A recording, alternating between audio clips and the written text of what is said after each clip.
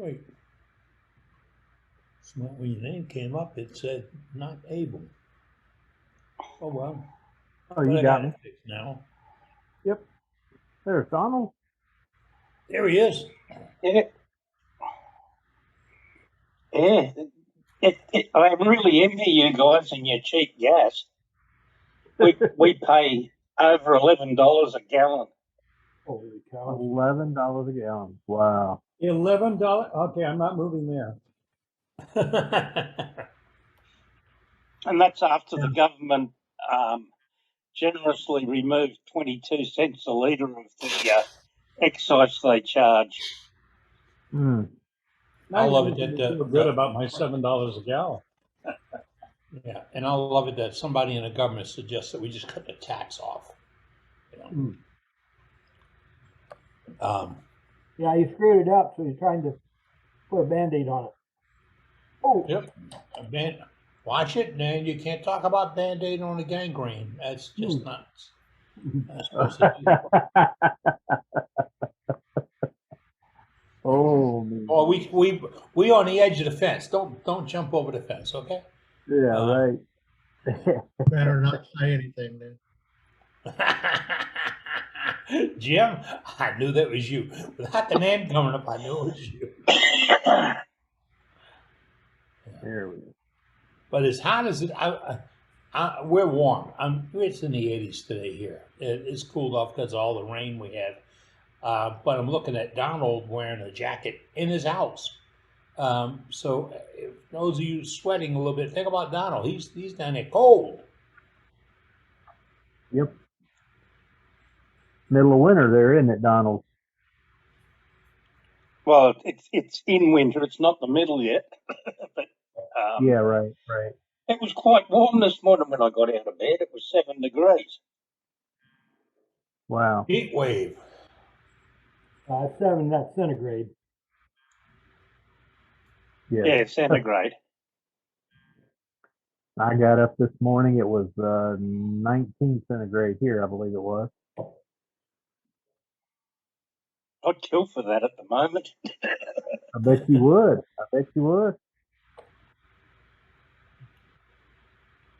I never would. It was good in my mind converting that. I really, you know. It was, that's like mid-70s. And the only way I know is I looked. I went over to the Weather Channel and did the conversion over to centigrade, and awful. Yeah, and I have one of those conversion things on my telephone because when I go to the medical center, you get weighed. They do it in kilos. Yeah. Yeah, and they said, "We'll enter it into the form." Well, it'll be on the form when you leave, but I'm not that patient.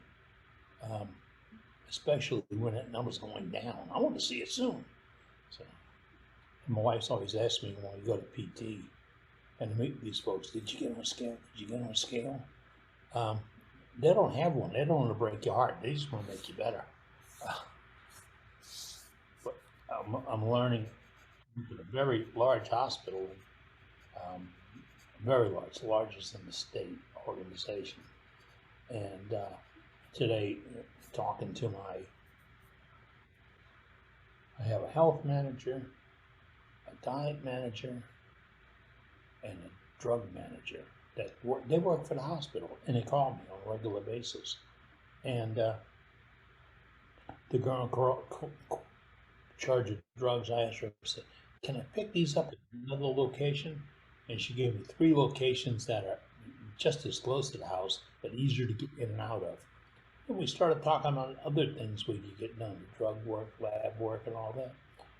It's a big organization. I guess there's just, sure. If I took a hard look at their website or their program, I'd probably understand more about what they do, but they're only in the business to save lives. That's it. We've got a group called LCMC that's taken over operation of a couple of hospitals that I used to go to 1 or 2 of them. I'm not a fan about going back. I'd rather wait for the ride to come to an option place. Yeah. And what I like is every single thing that gets done to you goes into the exact same file. And every doctor can access that file. So if they doubt, they can just look across the page and see what it is. I don't have to worry if Dr. Bob or Ken or whatever sent the report over, or the files or the data, or I've had blood work in a lab downstairs coming into the building, and 30 minutes later saw my doctor and he was reading the results. The results. I said, just had it. He had it, and that's really impressive to me. I'm just a layman thinking about it. Hey, I have to remind y'all, we only have 42 days left before SWAT. I got a big bug flying around in here.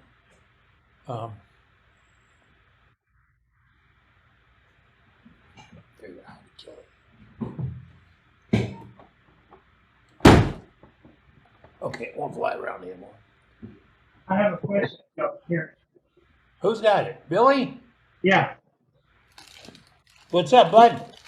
Does anyone know if Zoom works with OBS? Yeah. I mean, yeah, if you have Zoom, there's something on the top that's media, and you pull it down, and there's a place to source it. In OBS, no, there's a place to put it out to. It's free, and you go through it, and when you click on Zoom and you go on video or program, that'll be one of your options. I couldn't find it as my output. Really? Billy, if you want to call me, Billy, if you want to give me a call tomorrow, I'll walk through it with you. I was sitting on my big computer. My web service sucks right now, but we're locked into a deal, and I'm not getting out because of the money until I can afford it. And but I used to run this whole operation through Zoom, and through OBS. And there was so much more we could do with it. It was amazing. I'm going to get back to that hardwire feed and be able to do that again, because I really liked it that way. What's OBS? I'm sorry? What is OBS? Multiple cameras.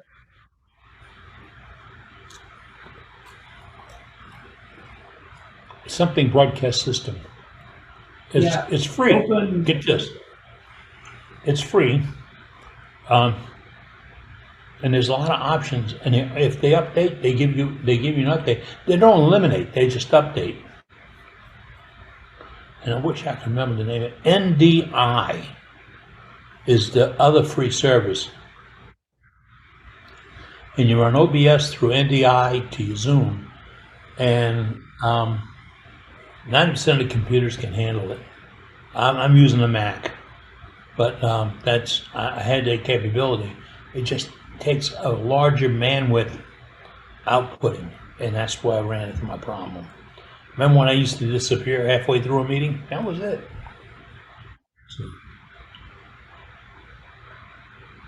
Joe Hudson from Kansas.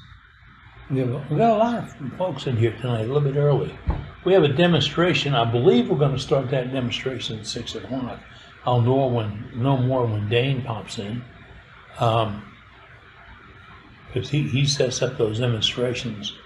We've been chatting, and there was a communication gap there. Nope. The boss is here. She's on the phone. That's the boss. You done? The club. Hey, boss. Oh, sorry, y'all.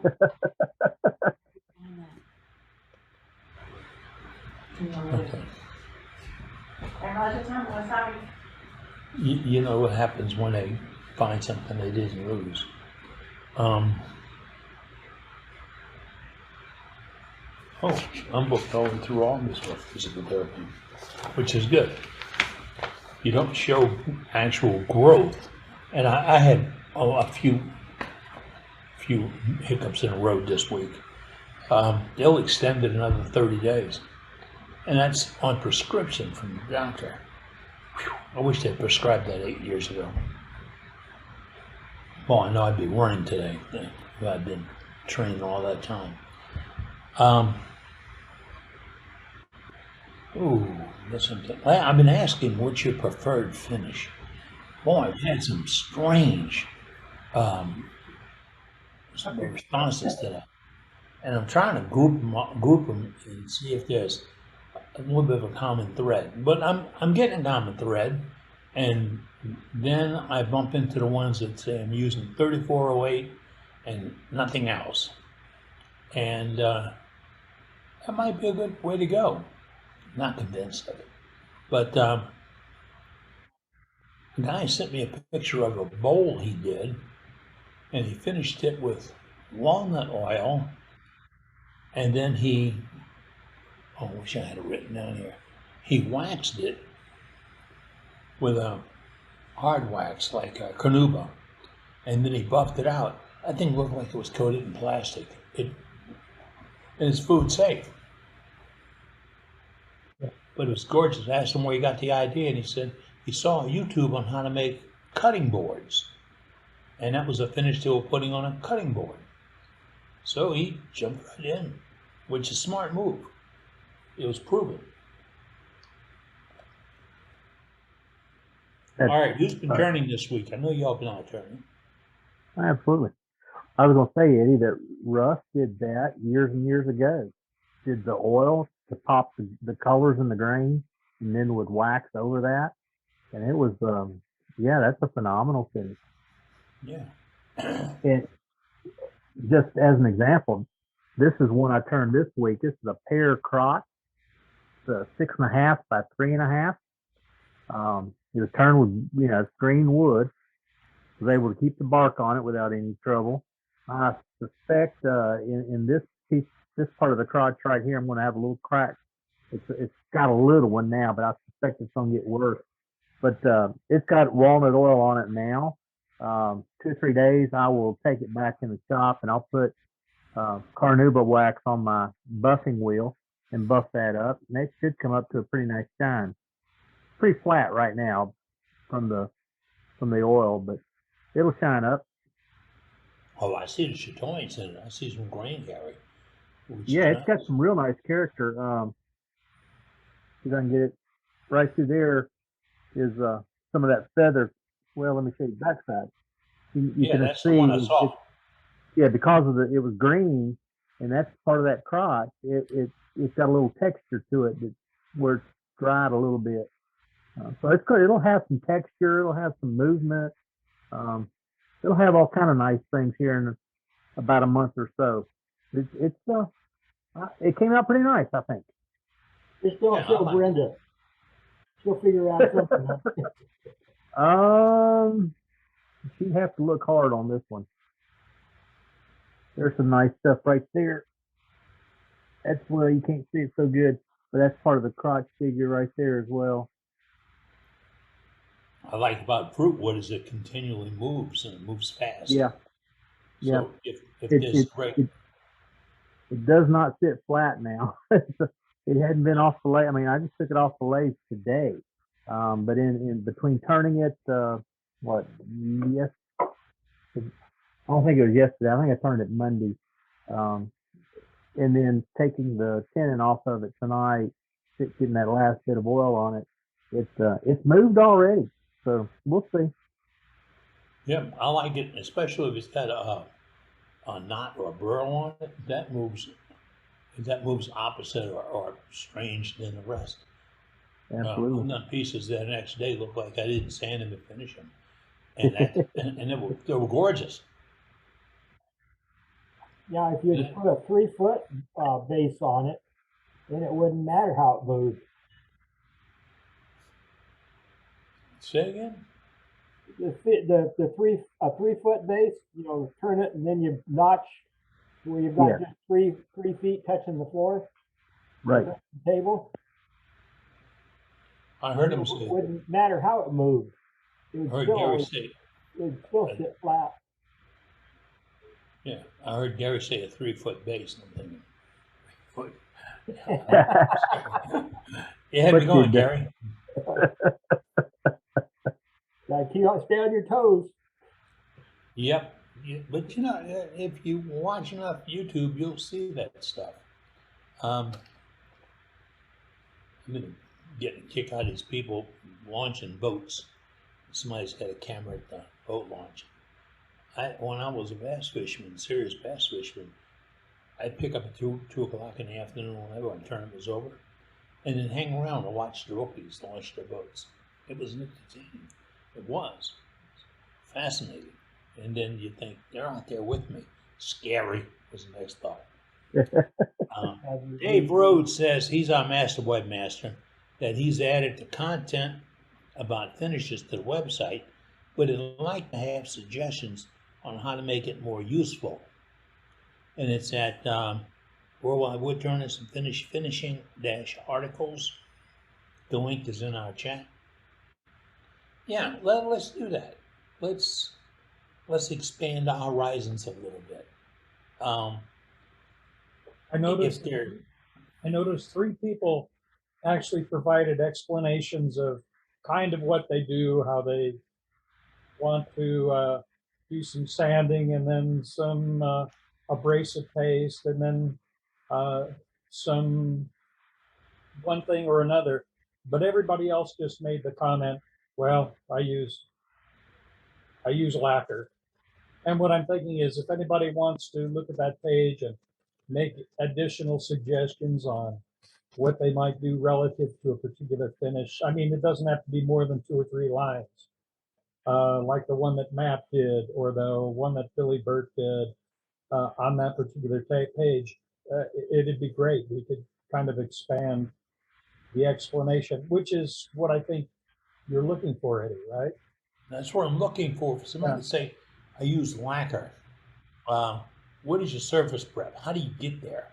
Remember, I say this all the time, a finish is a finish, and you have to come to that point. I watched an old friend of mine on a private YouTube thing with him the other day. He turned the bowl from the log to finished with 2 scrapers. No other tools, 2 scrapers. No sanding. When he got done, he was ready to put his finish on. And that's he said, okay, I'm putting my finish on, but you can't see what I do because it's a very slow, tedious process because I only do it once. And I'm waiting, he's going to let me see it. I want to see what he does with it. It's a piece of ash.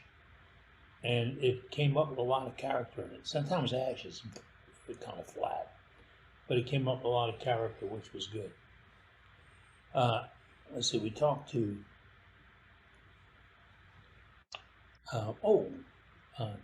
Dane is with us now. Dane, what time are we going to start that demonstration tonight? Let's see, Billy didn't have a preference on it, so I would imagine, 30 minutes after the start, I guess. Say it again, you cut out. I said Billy didn't state a preference on having a hard in, hard out for starting the, so I would imagine 6:30 time frame.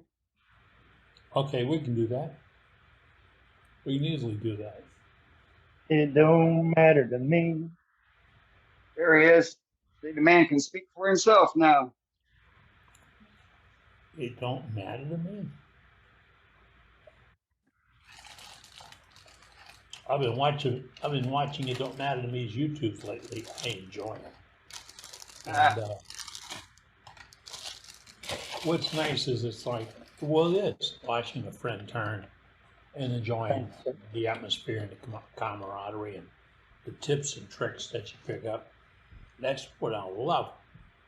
I watched one of Billy's old ones the other day, and I got a kick that he called himself Bubba Claus.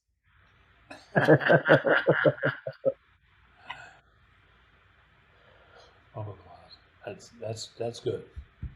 That's what I like about watching people work in their shop when they do a simple video on it.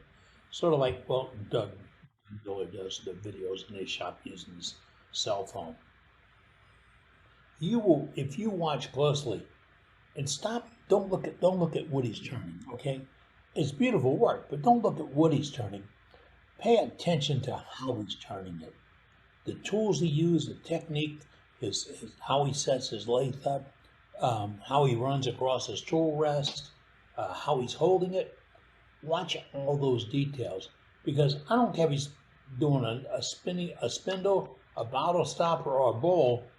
He's got technique, and he's showing you that his technique works. And you'll pick up more if you pay attention to use the tools than you probably watch the art. This is no teaching art. That's BS. If you're born with it, you're born with it. Otherwise, you develop your own. So it's an interesting. I really do like watching Doug's work. And guess what? He keeps it simple. He really does. What he does, you can do. And I didn't see any high-priced tools and gadgets and gizmos. It's very basic and just what I would expect to do in my shop or a friend's shop. And I like to see that with everybody that turns. I get kind of disappointed when some of these noted, not famous, but noted turners have to have a project. And I'm doing this, whatever. I don't want to stand back 15 feet and watch you make a bud face or chair leg or whatever. I don't want to do that. I want to get up close and personal, be right here and looking right down on what's happening. Because that you're going to get so much out of that. And you will too. That's why we are selective about our videos and our demonstrations. And Dane sets up our demonstrations. If you're interested in doing a demonstration for us, you need a little prodding or whatever, you just drop a message in the chat to Dane. And he'll get to you. He'll check it out.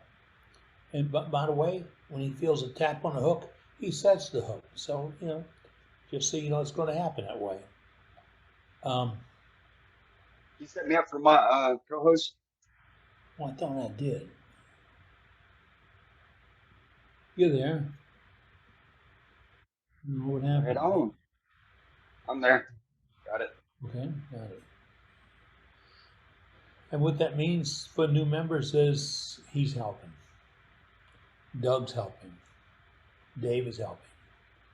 They've all come to help put this program together. There's no hierarchy.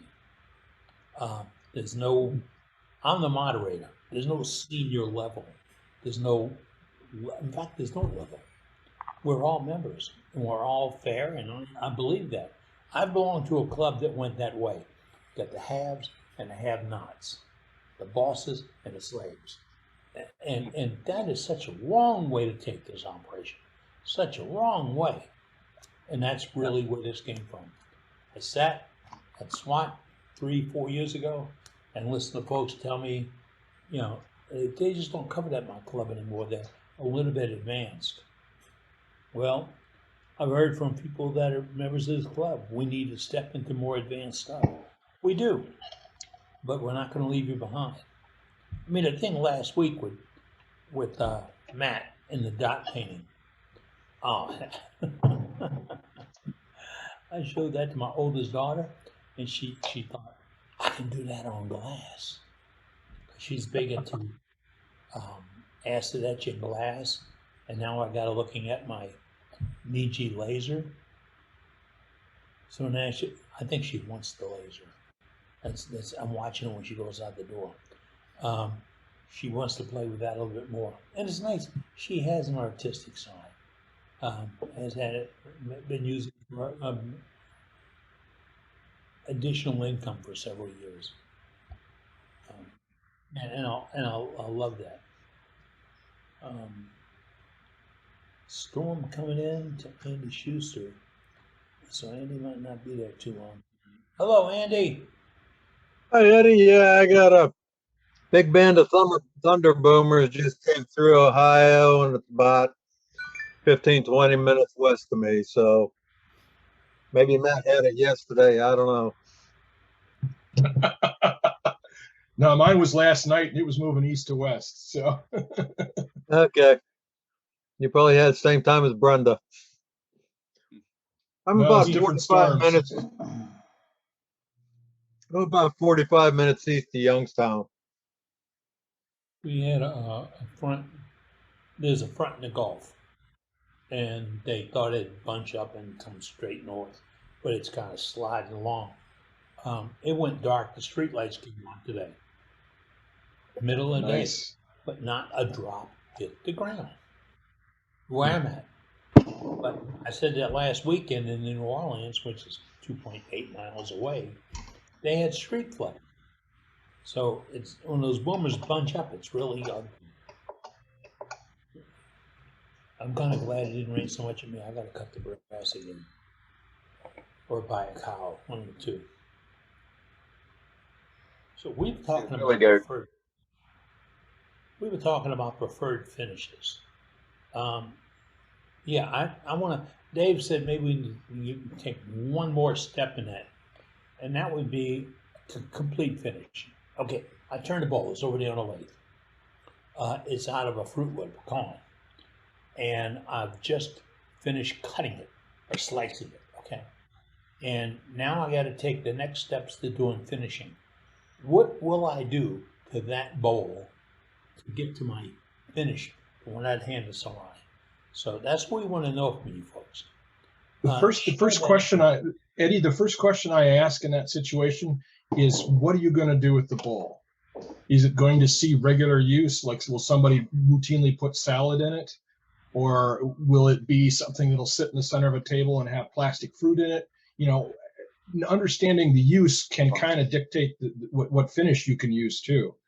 So, I mean, if somebody's going to use it for food on a regular basis, then you want to put something like a butcher block finish on it, you know? And if somebody's going to use it for show, then you can get away with things like lacquer, or poly. So, I mean, a lot of that is depending on the use, or intended use. I mean, if you think it, when you make it, it's not going to become useful, but it could be, then you have to consider that whoever buys it, might put it to different use than you intended. So, yeah, I don't know. I was Go ahead. talking before you came on, and a good friend of mine he did a bowl and he oiled it with walnut oil, and he did a couple of coats of walnut oil, and then he put Carnauba wax on it and buffed it out, and it was gorgeous. But I asked him where you got that idea. He said it's a cutting board finish. And he saw YouTube on it, and he said, well, that'll work, this'll work. So he made a piece that was utility useful. And I agree, Matt, if it's going to be art for art's sake, you'd go down a different road, wouldn't you? Oh, absolutely.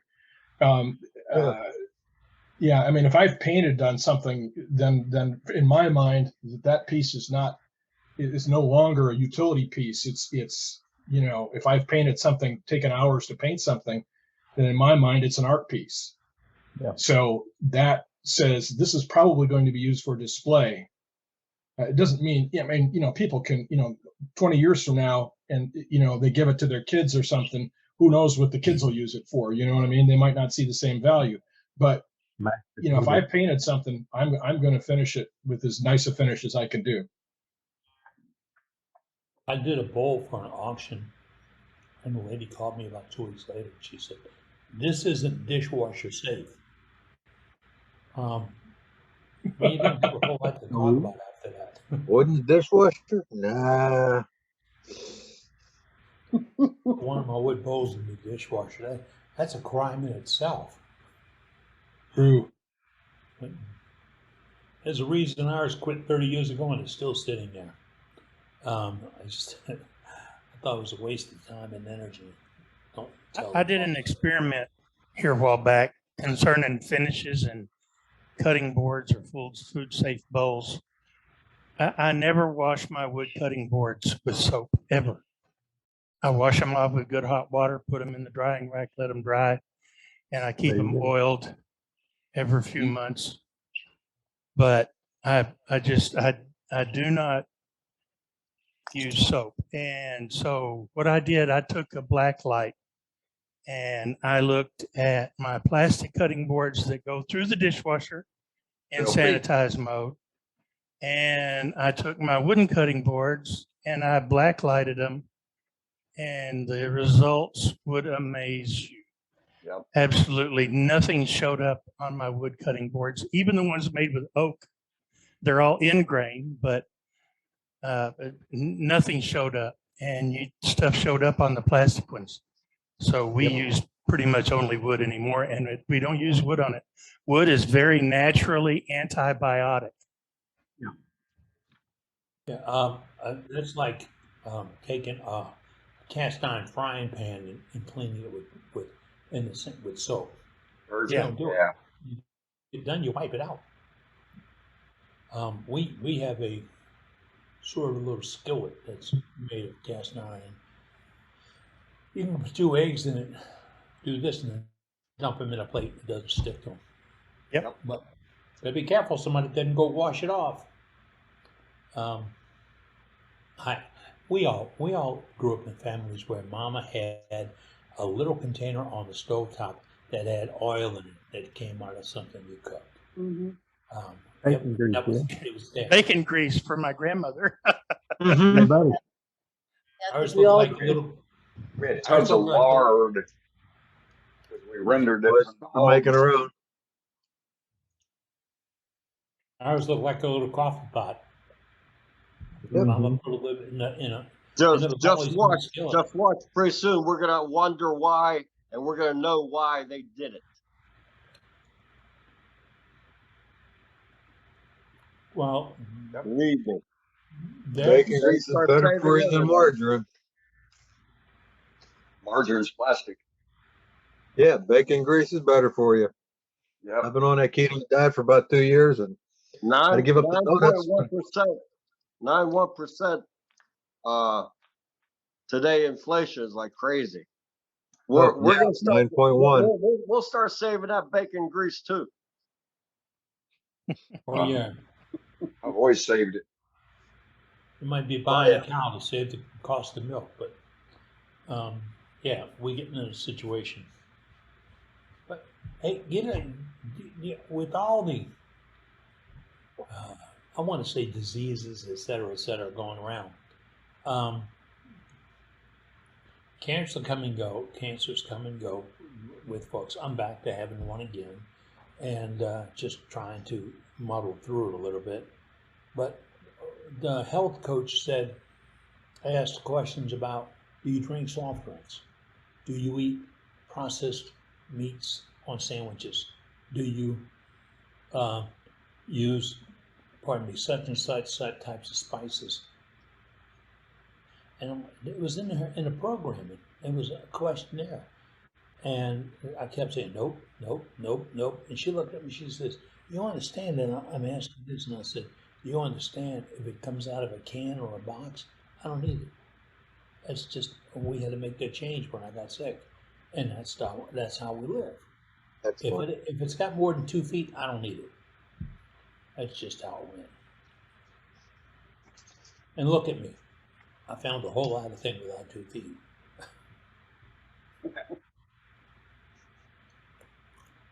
Joaquin says, pure tongue oil is food safe and durable, and uses it for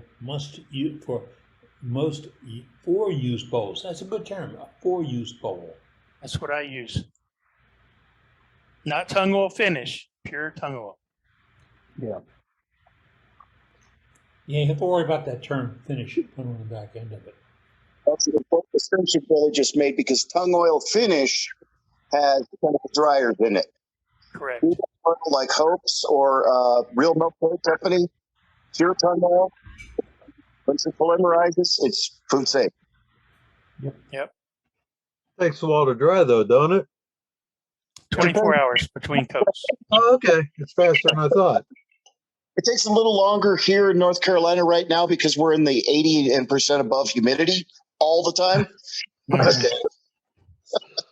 But average about a day. Yeah, but about a day. Yeah. Yeah. Some And if reason It's a marathon. It's not a sprint. If you Is it want something that goes walk on away? like that, If it's coated heavy, walk away for an hour, come back and wipe down the excess, and then set it aside and let it cure. After a day, you can put it on a. You can take it to a show and sell it. Okay.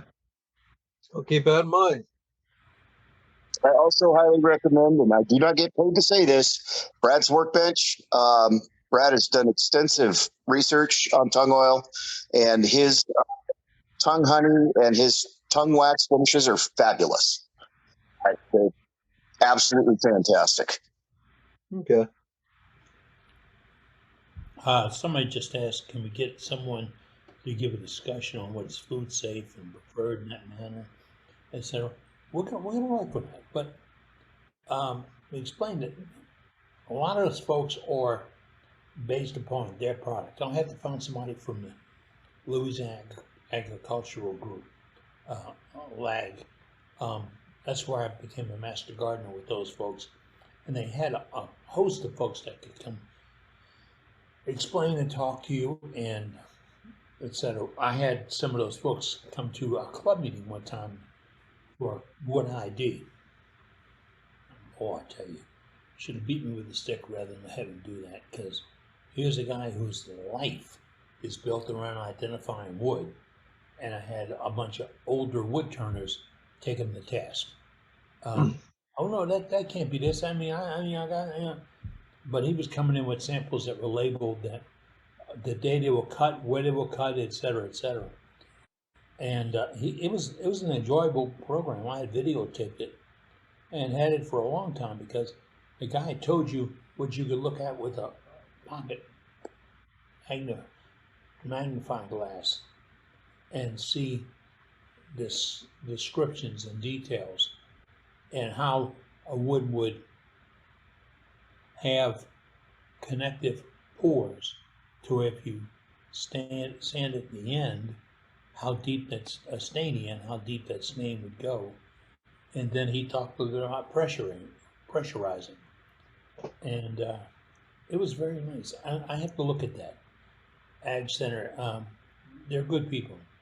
They're good people, locked in by budget, but they're good people. I thin my food safe tongue oil with Everclear alcohol.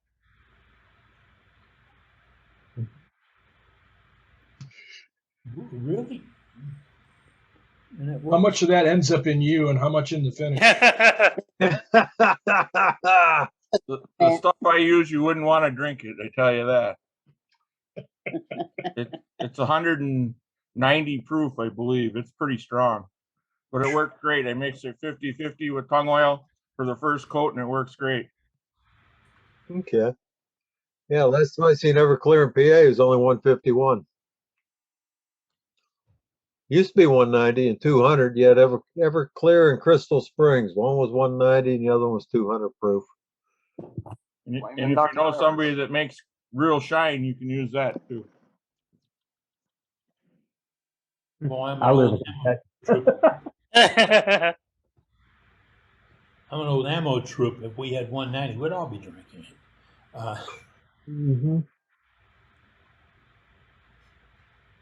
Well, a lot of comments in chat tonight. Good comments. We solicited that information from you. And remember, there's no restrictions on the chat. I have to explain it. We have definite restrictions on advertisements in the meeting. Somebody just talked about a finish and how they loved it, how well it went on. That's fine. That's fine. But no commercial endorsements. And what I'm looking for, and that's this operation was great at it, I like options. That's why I'm asking you folks, what is your preferred finish? And let's take it all the way through the steps. And you can put it in chat, or you can email it to the website director, and we'll get that. And because I don't want to say you have to use Zenzel this or Bears that or this and that. Let's talk about the product. And it's amazing when you look at what's in that product and somebody said, what goes in the bowl goes in you. Read your finishes. There's always a leach off. Just how bad is it? What it would do to you? And I know that the Department of the United States, the Safe Finish is created in the United States. Food safe 2 days after the cure. And I don't know. I've heard 30 days, but still, I don't know. All them chemicals, I'd rather use just like beeswax and carnauba if I was eating anything off of it. Yeah, the Or Finnish mineral oil.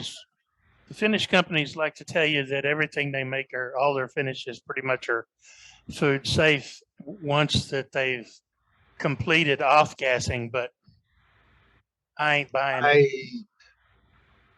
Yeah, somebody talked about food safe epoxy. It's like, I mean, you're scraping your spaghetti with a fork. You know, you use it. Wait, I'd be afraid of. You must What's have that? Andy, you don't twist use a fork. Yeah, still, you got to scrape up the sauce on the bottom. I ain't allowed bread anymore. Sauce with sauce. I use shirataki noodles. When you make a statement, when you make a statement like that, all of our finishes are food safe after such and such. How can you qualify that statement? You didn't consider what the subcoat was. You didn't consider the curing time, or what they went through, or what they're cleaning it with, or anything else. A blanket statement, it doesn't work for me. It really doesn't. Yeah. Yeah, I saw it especially on since YouTube, some of so us, it's right. especially since some of us might be finishing things when it's too cold, up here in the cold and frozen north. So, I try to not do that, but temperature and humidity affects the finish and its curing too. Too cold is not a problem in Texas right now. I promise you. Not a problem for me either. Yeah, in Texas, I'm thinking Matt won't have to put his coat on for another week or two. Now, we don't put coats on up here until it hits like 40s. Oh, that'd be next week, right? Yeah, October maybe. I don't know. Maybe late September. Who knows? Yeah. But stranger things have happened. I mean, I've had summers where my overnight lows have been in the 40s on a regular basis all summer long. So yeah, not this summer clearly, but not this year. Weather's been too weird the last couple of years. Yep.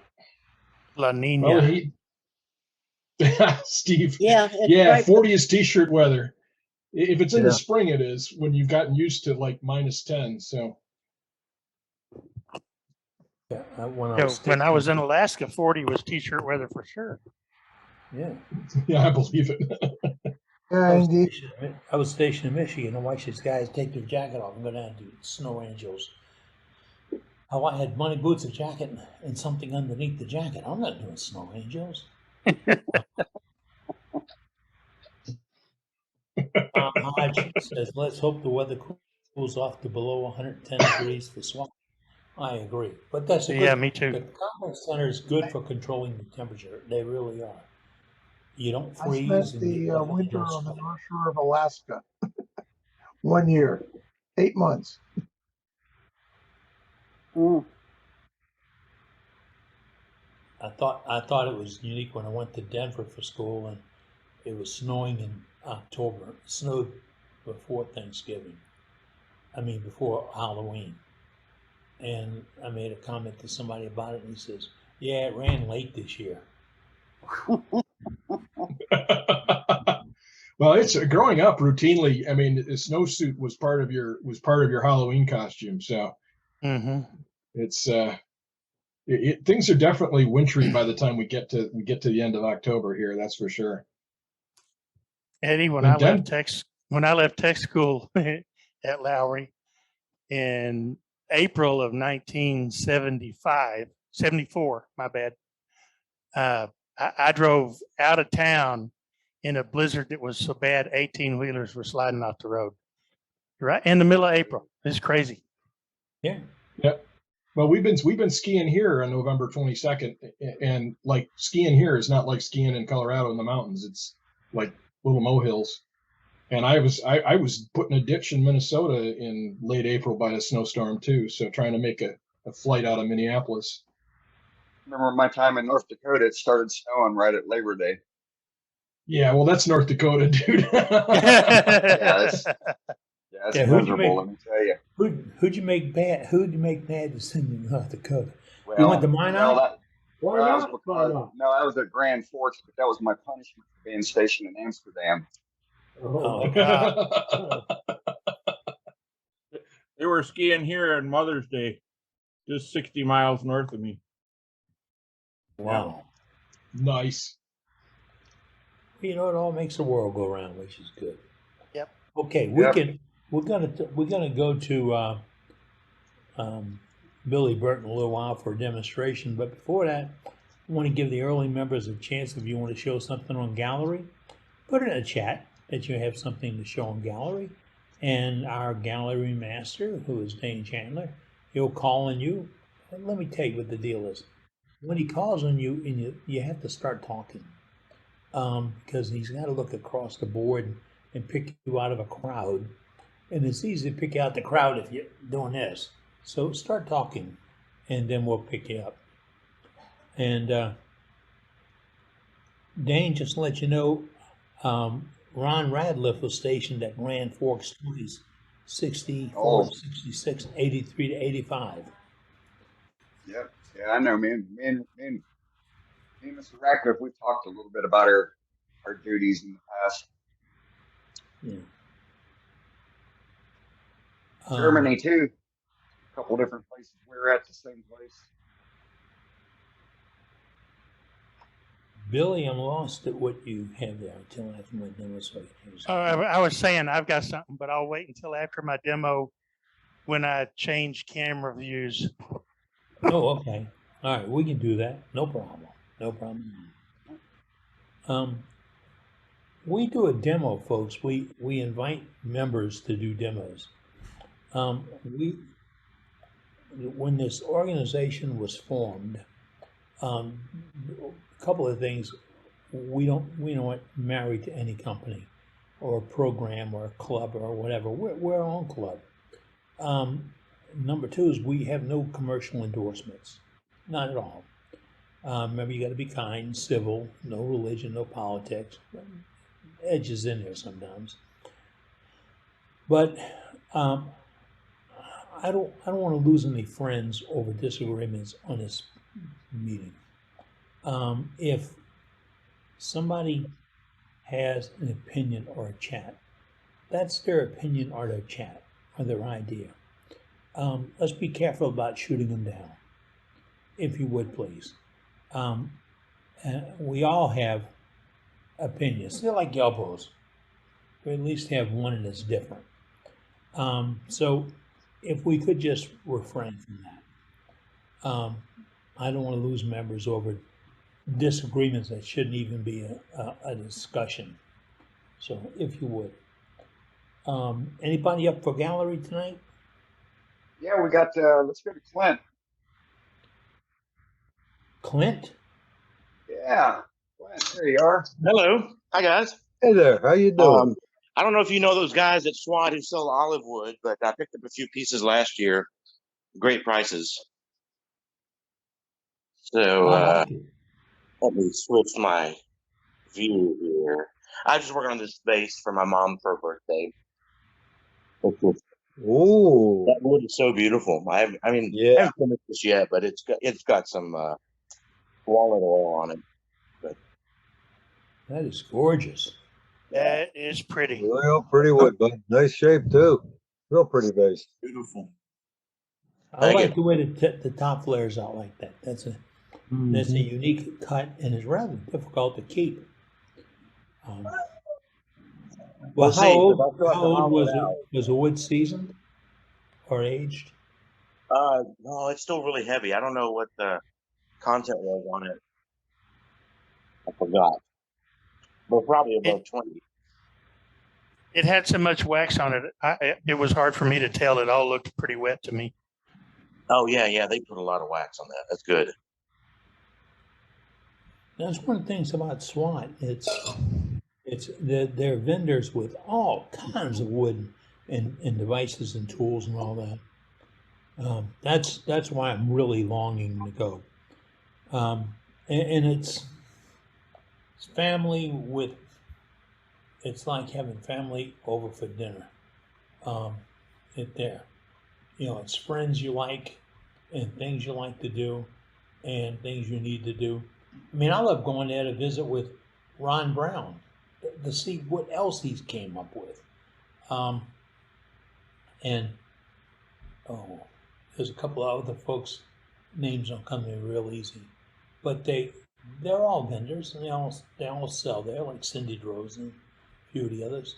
But it's nice to chat with them and see, you know, I don't care what you're selling, what's going on. And Cindy's really good about that. She'll pull one of her pieces out and tell you how she held it or whatever. And some of the work she turns out is true art. But the art is how it was turned, how it was held, and just how it was finished. I love it. And you can get that from Thompson, a handful of other vendors that do the same thing. In fact, I went to see Thompson one time and he showed me a gouge and he says, don't tell anybody about this. And about a month later, it was all over the place. Somebody talked about it.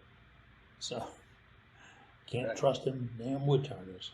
Hey Eddie, we got a question from one of the members here. Something about an orange something or other. Jim, you want to talk to us about it? Jim, go ahead. Yeah, about an orange something. Wow. Yeah, you had a question about something here. No, I asked if I could do a screen share. Oh yeah, you can do a screen share. Okay, I got a couple pieces to show. I just started making these. Do you see that? No, yeah, it's coming. I hope so. It says started screen sharing. There you go. There you go. Oh man. Wow. Nice. I got a hold of some, what do they call them? Ampules. So it looks like a test tube, only the thing's got some weird bumps in it. Actually, what they do is they put stuff in the bottom of here, and then they heat the middle of this up and twist it, and it seals it for keeping. I guess chemistry people know about this and whatever. I don't know. But anyway, I found a whole bunch of these things, and I made some bud vases to suit them. Yeah, it works. That's nice. Those are gorgeous. Lovely. Great idea. Thank you. Here's another one. This is Jatoba and maple, I think it is. I love the detailing on it. I like the work, but I love the detailing. Thank you. Well, I had to find some use for these darn things. I only got like 250 of them. They were throwing them out.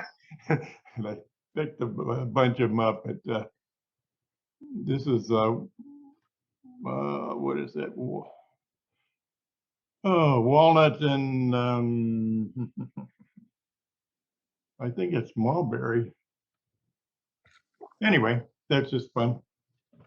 Yeah, that's nice. Those are really nice. Thank you. Very nice. Thank you. Very original. I haven't seen that design.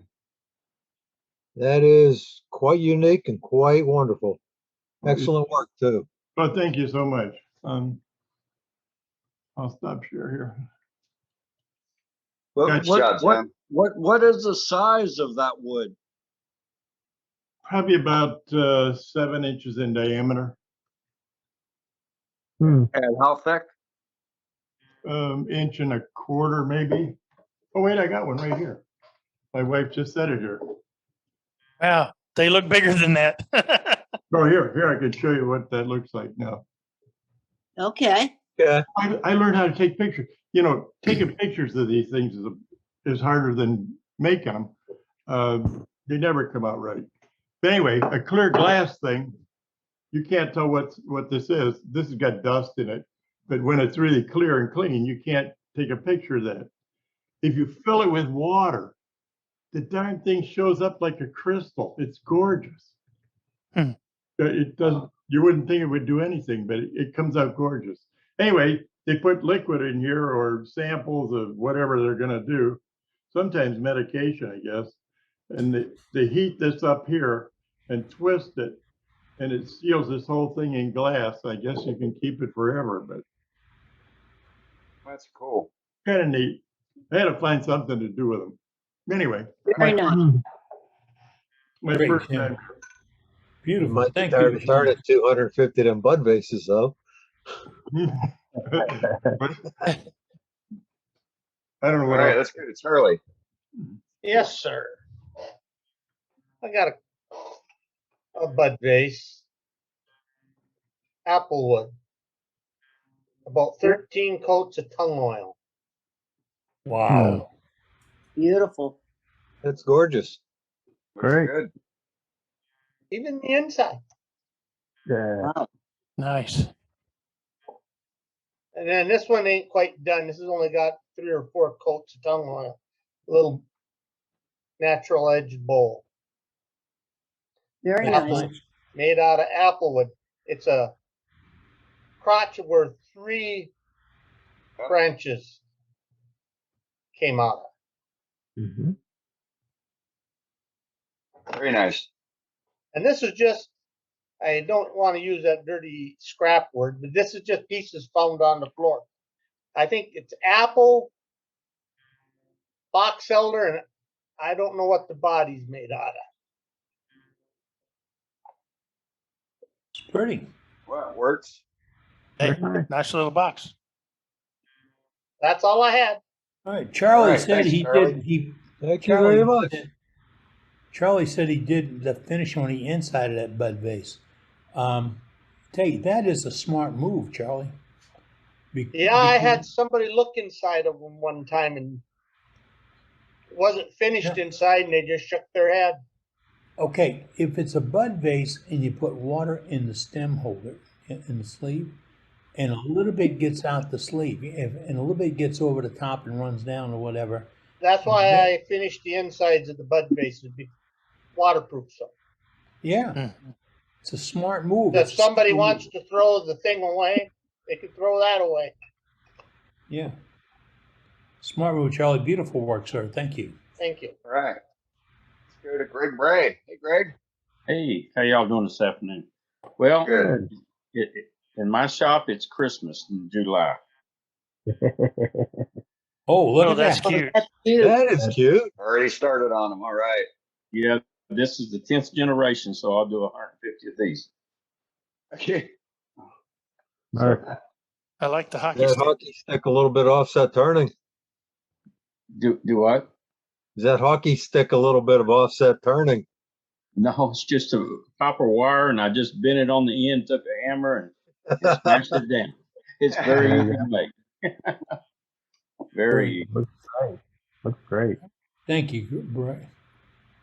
Good idea. Yeah, Greg. Putting it in. All right, we're doing a little demo.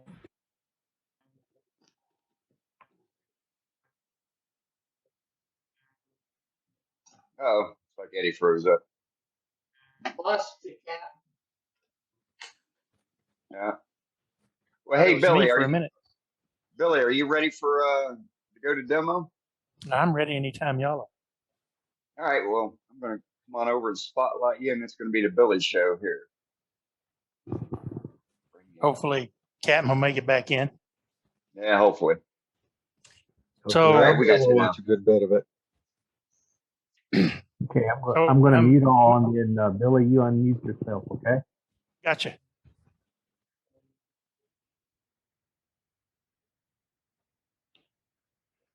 Okay, I'm going to switch cameras in a minute from this one up here to show you what I'm going to be working on over here on my 2014. But basically, I'm going to take a platter a little bit bigger than this one and show you how I do this. And then when I'm done with that, I'm not going to be able to go any further on it tonight because I got to wait for this to dry. But I'll bring this one over here and cut the inside out and show you how I do the finish on the on this ring over here. Or not the finish, but the treatment I do to that. I'm not going to bother sanding these tonight. It's going to take too long.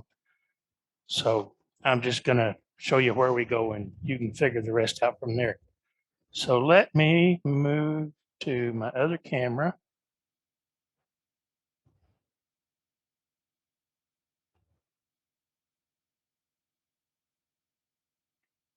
Well, I know it's plugged in. It was working a minute ago. Hang on.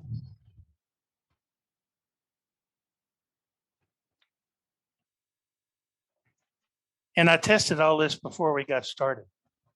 Oh, it never fails. Murphy's Law is supreme. But this only happened to me.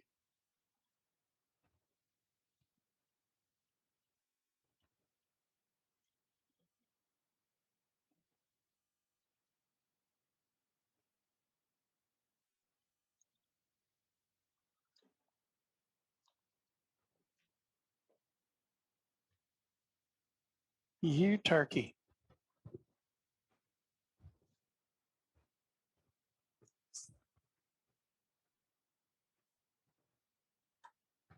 Worst comes to worst, I'll just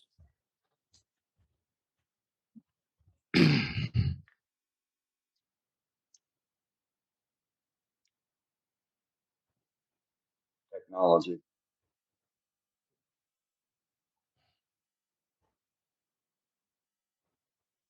If you were just using one camera on your phone, you wouldn't have this trouble. Yeah, tell me about it. Oh, sorry, I just had to throw that. Our struggles are for real there, Doug. All right, hang on. I'm sorry, what? Stop my virtual I said, camera. yours and my struggles are for real on the single camera usage. Yeah, there you go.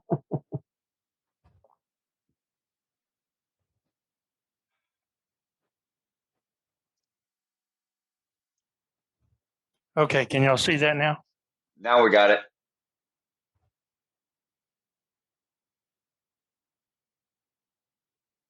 Okay. So I had to stop and start OBS.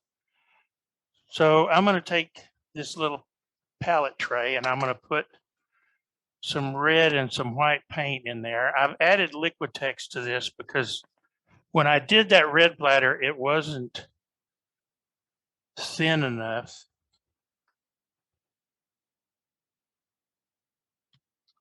Hey, And Billy, it gave me what paint are you using and what thinner? You said Liquitex? Yeah, well, the thinner is Liquitex medium. Liquitex medium, that's what it's sold as. Okay. And the paint is just a big bottle, 6 ounce or 8 ounce bottle of acrylic that I bought off of Amazon.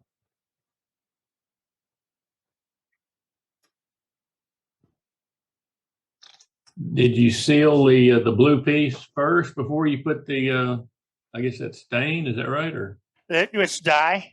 dye? Okay. So yeah, this one, the red one was a red dye.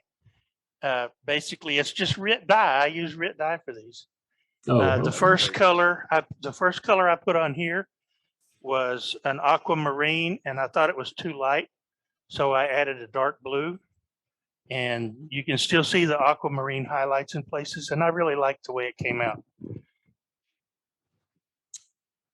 So this process is really not difficult, but you can get some really cool effects with it. I almost forgot something.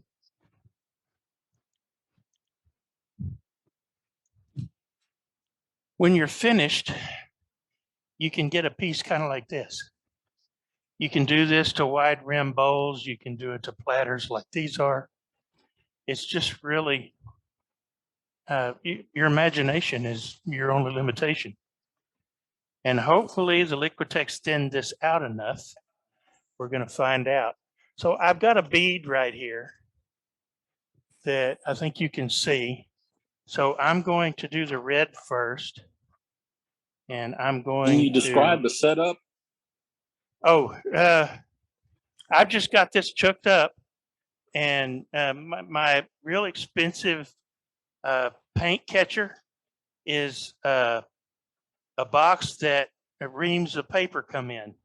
I cut a hole in the bottom of it to go around the headstock, so the spindle part on this 2014, and I've just got a chuck on it, and I've got it chucked up like normal, except I've got this box sitting on the bedways. Is that what you meant? Yes. I think. Okay. So now all I'm going to do is I'm going to run paint, and it's still a little thick, I think. So I'm just going to run this red paint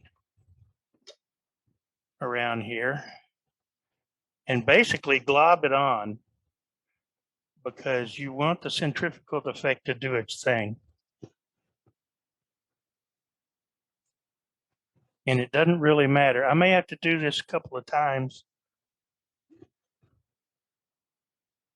for each color. I did before I thinned it. I was hoping after I thin it, I didn't have to do that, but you know, best laid plans and all that.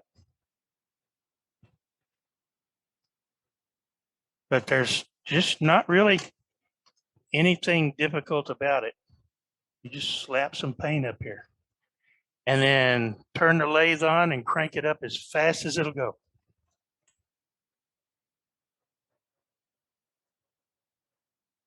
It looks like it spun out a little bit.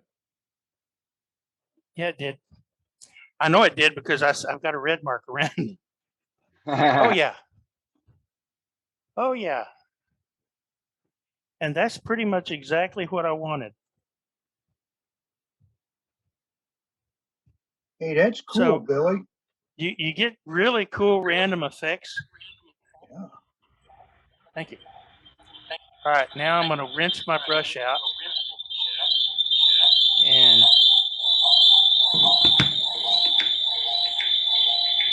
You gave you some feedback there, Billy. was that from me? Yeah, I think you got two mics open. Well, it's gone now. It says I've only got one. Okay. It was showing up in the host. I don't know if that's Eddie, but it says Trey. Oh, yeah, that's where the mic was. That's where the mic was.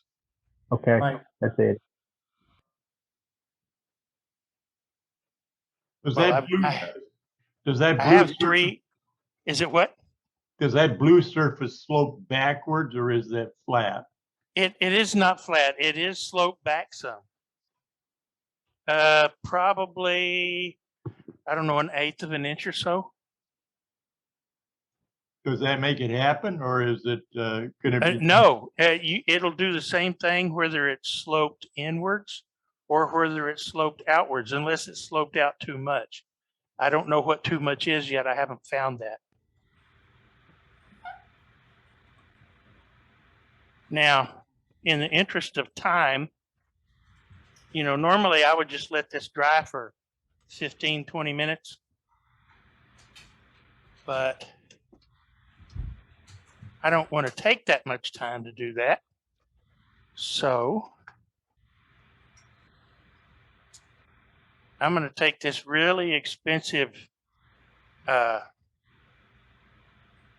Freight heat gun.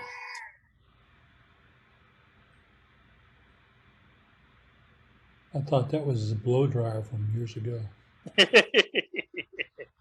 No, this is Drill Master brand. I think $10 at Harbor Freight, but it works fine. Hey, Billy, if you Yes, put sir. a different color on while it's wet, will the colors intermix, or will they just naturally overlay each other?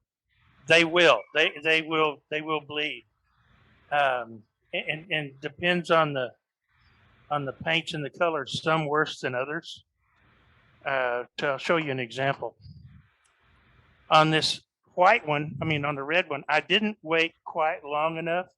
The white was the last color I did, and I didn't wait quite long enough. And you can see it's got a pink hue to it, where it picked up the red. And I don't know why it picked up the red, because I put it on top of the blue.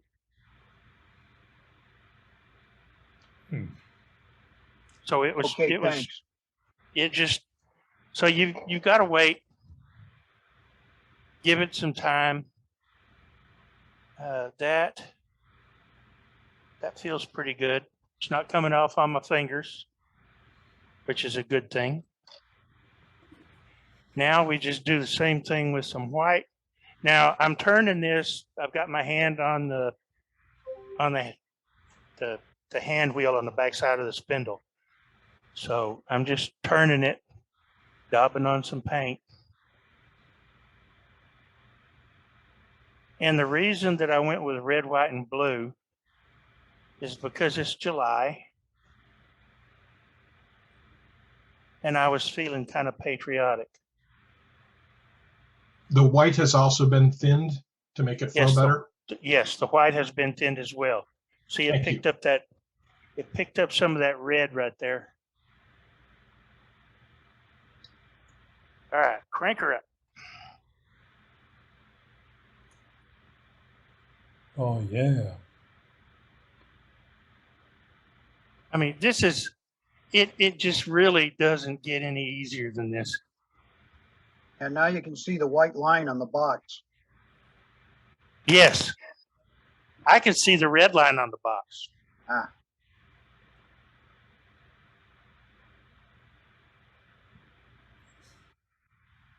Almost I think that's plenty. I think the thinner was just a trick because I had to do this. If you watch the video when I prepped these, I had to put paint on the red one. I had to put blue on it, I think 3 or 4 times, and red the same, and the white the same. But now I will, at this point, I mean, really, we're done except for waiting for it to dry and doing whatever treatment I'm going to do out here. Oh, wait, Bob Hodges says, put it in reverse next time.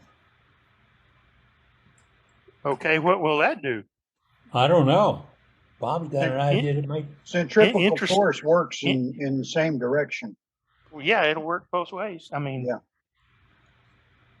No, put the white on as a base coat. Oh. Is that what he meant? Yeah, that would be cool. Do a white one. Okay. No, what All right. he was talking about was putting the paint around the rim and put it in reverse, and then the paint will go into the center. It was a joke. No, it won't. No, it won't. No, it won't. Oh, now Bob's added, it was a joke, hence the winky face. Bob, I don't see those emojis, so. Good All right, move. so now I will carefully take this off because I need the chuck on the other lathe. And I will go lay this down.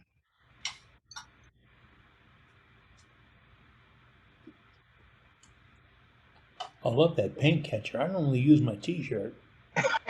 Yeah, well, so I didn't want it all over the shop. So now you see the 2014. And I'm not real sure where this sticker came from. I'm not either. Me neither. And I'm told I can't own up to it, but I'm working on somebody to do it so y'all can buy through PayPal or one of those things. He's going to make sure the club doesn't have a money involvement with it. Yeah. Okay, now we'll come back over here to the big camera because I can do this.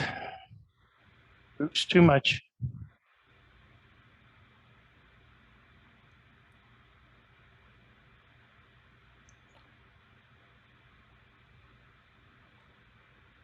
I like this setup.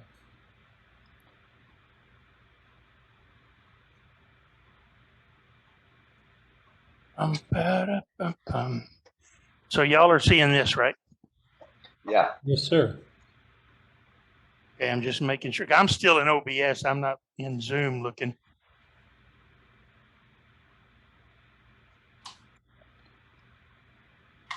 That'll do. So at this point, we've got a few options. One is, how are we going to treat this? I've got a bead on here as well.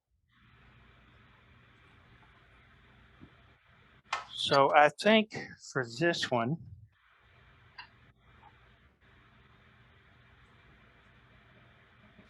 I'm going to take my really expensive homemade point tool. That's nice. This was the largest cobalt screwdriver Lowe's had. It was a 6-inch by number 3. And I'm kind of a tightwad, so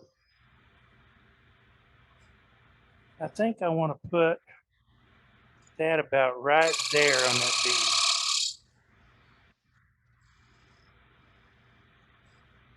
And I'll probably burn that later. Or here in a minute. I haven't decided yet. Now, before I start turning the middle of this out, y'all would not be happy with me if I wasn't wearing protection.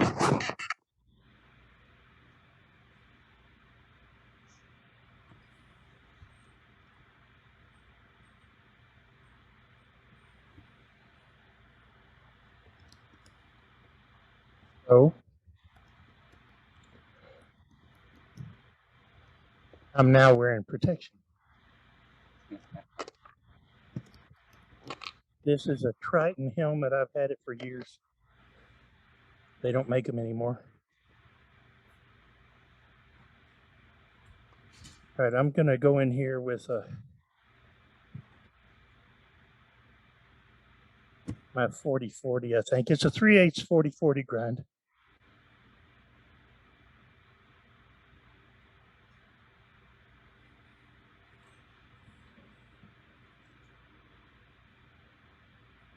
And I'm just going to curve this out a little bit. Or curve it in a little bit, I should say.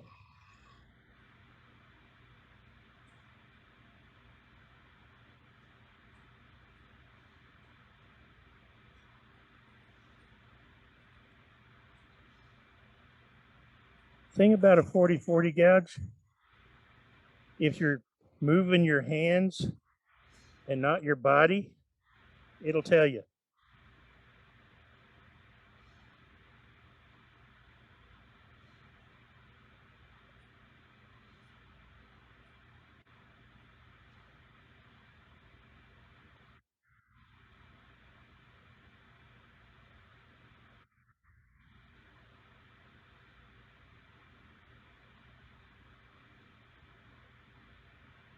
Ooh, that's about thin enough.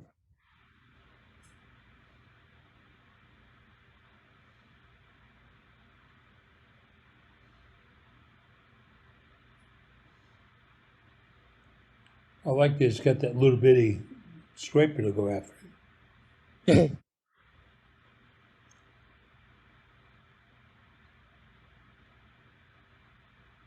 My daddy always told me, work smarter, not harder.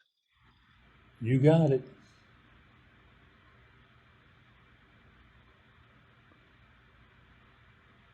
Did they make sure you always carried a pocket knife? Oh, absolutely. I call it my Texican Express card. I don't leave home without it. That's nice. I like the way it was detailed. I got that little bump right there I don't like, and I've got a little bit of a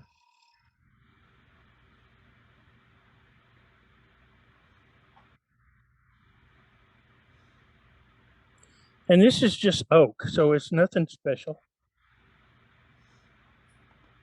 No, but you can see how it'll slice because it's getting joints already.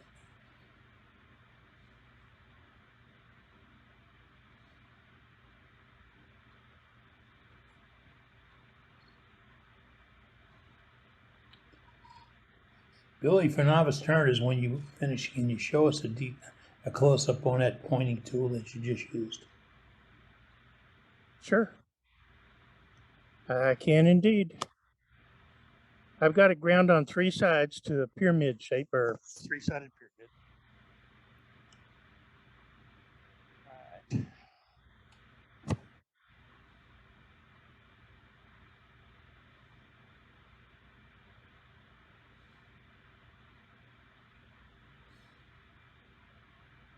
Now, I'll take my really expensive piece of tool here. This is a free sample of Formica from Lowe's or Home Depot. Oh my goodness.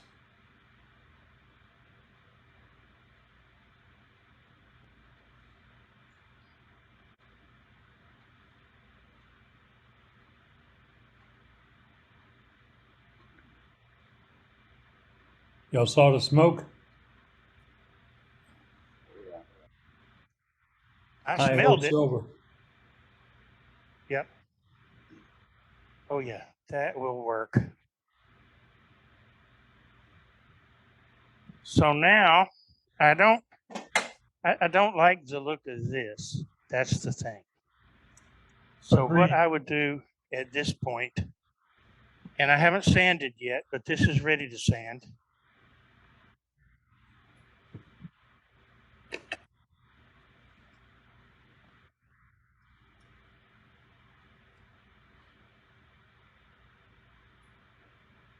Joaquin wants to come borrow that scraper. He says he's got a 40-foot trailer he can fit it on.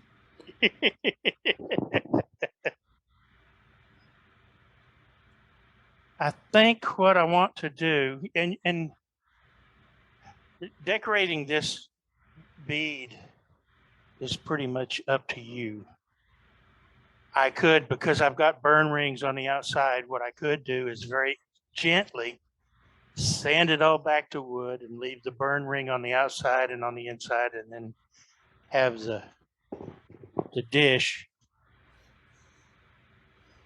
Or I can cover it up. And in this case, that's what I'm going to do.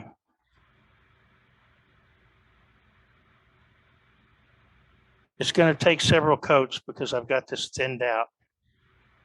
And if I don't like where it goes, if I don't like the look of it when I'm finished, I'll sand it off. That's one of the beauties about doing stuff like this is you can pretty much just let your imagination run and do what you want. I really like having the option to sand something off that you don't like. That's served me well. Yeah, me too.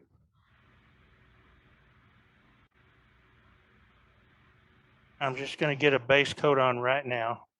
And again, I'll come back later after that coat dries, and I will do it again until I'm happy with the overall look.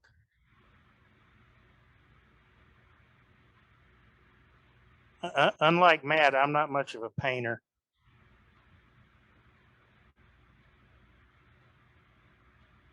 I can't wait to see how Matt fixes that funnel he turned the other day. Yeah, there was a lot of options in the comments on that piece. I'm still sanding it. I think you're doing a great job painting that. Thank you. Yeah, absolutely. Don't sell yourself short. That's well done. Yeah, I got a bedroom and a bathroom to be painted. Well, help me paint my house. Uh-oh, see? Oopsie. Only you're seeing that. We're not seeing that until you point it out to us. Yeah. But I can fix it. That's the beauty of it.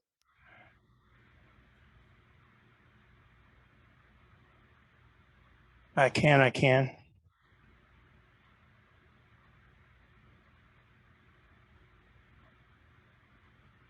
Okay, so you get the gist.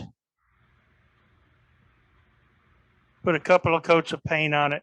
Make it look like how you want it to look. Make sure you're happy with it.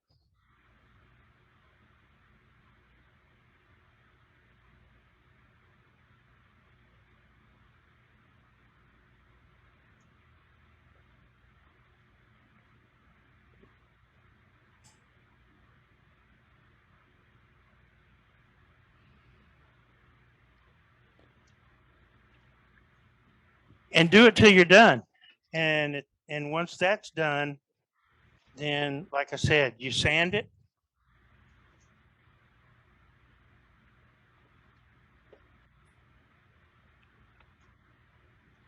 Just like I did this one.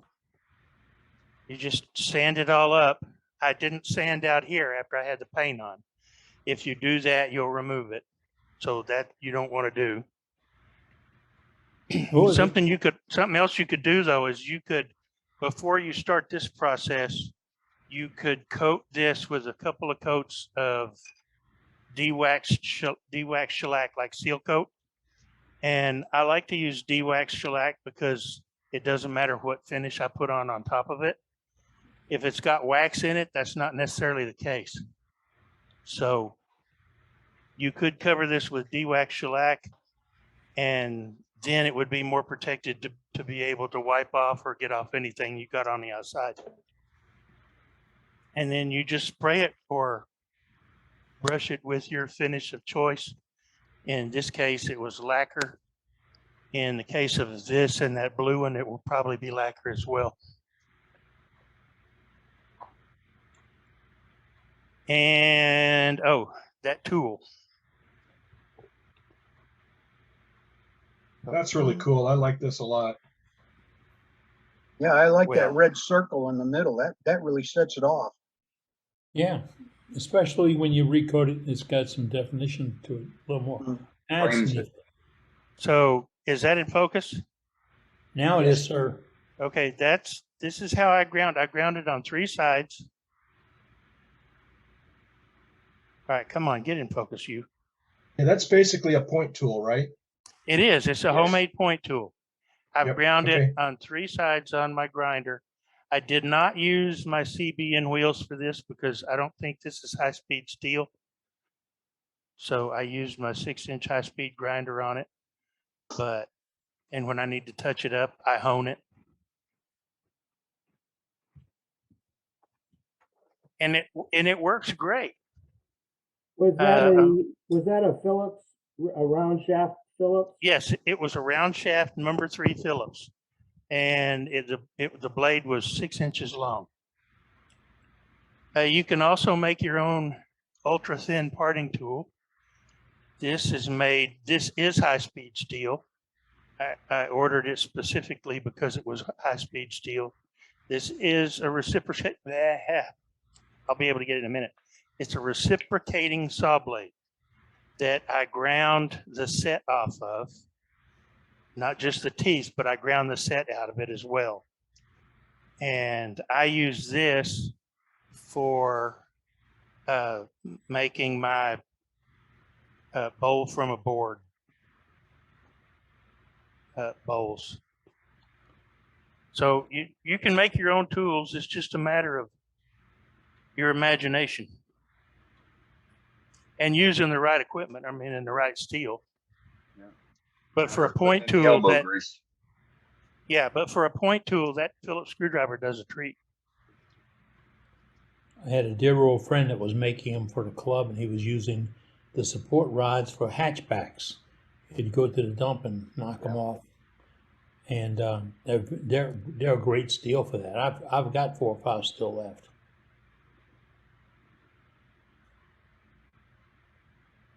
Yeah, you can make them in different sizes. There's an English term for that tool. We lost all video from Billy. So, all right, Billy, we're back. So that's pretty much all there is to it. I mean, and you can see the kind of effects you can get. The weird thing is that white paint, you can tell. See how it looks really light blue now? Yeah. I was going to ask a question on that. It looks like the white paint picked up the blue, but it didn't pick up the red. Correct. Any reason for that? I believe the reason is because the red acrylic paint had already dried when I put the white on, and it picked up the blue because it is water and alcohol based dye, and acrylic paint is also water based. So it would probably have been better had I sealed this, sealed the dye in with shellac before I did this. I wasn't thinking about that, so lessons learned there. The reason it didn't do it on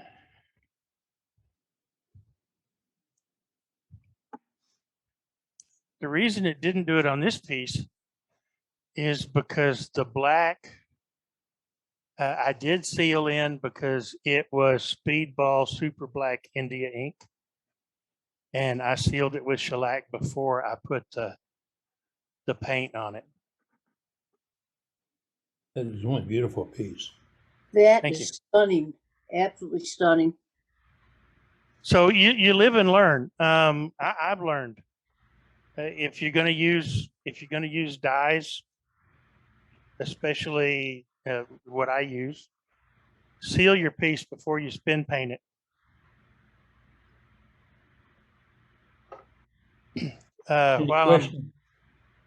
Any questions? Okay. Matt had If one. not, while I'm still here, I'll do my show and tell if that's all right. That's great. Yeah, go ahead. This is a little walnut burl. It's about 4 inches in diameter. And I've finished it with, I think 5 coats of antique oil, Minwax antique oil, inside and out. Oh, beautiful. And this was just a little burl that I picked up at SWAT a few years ago, and it's been sitting over in the corner laughing at me because I was too afraid of ruining it. So Feel the I pain. I finally got tired of it laughing at me, so I turned it.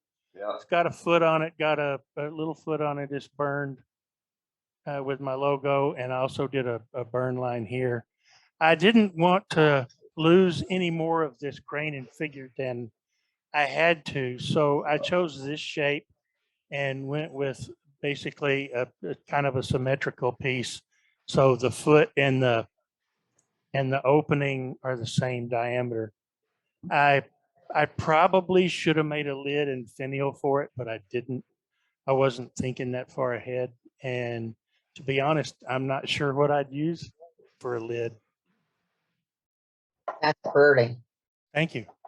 And one more piece I just finished today. This is a bowl from a board. And now there's a lot of people do these and they're not really that special. However, if you've watched Gary, the Papa 1947, he has a unique way of doing them so that they're not your typical 45-degree bowl from a board. And you can see this is not one either. It's got a nice slope right here. And the way that that's done is you don't just cut a 45-degree slot. What you do is the way I'm going to do the next one, I'm going to make a big salad bowl using this technique. I don't know if y'all can see that drawing or not. Yeah, just now you had it. Yeah, kind of can.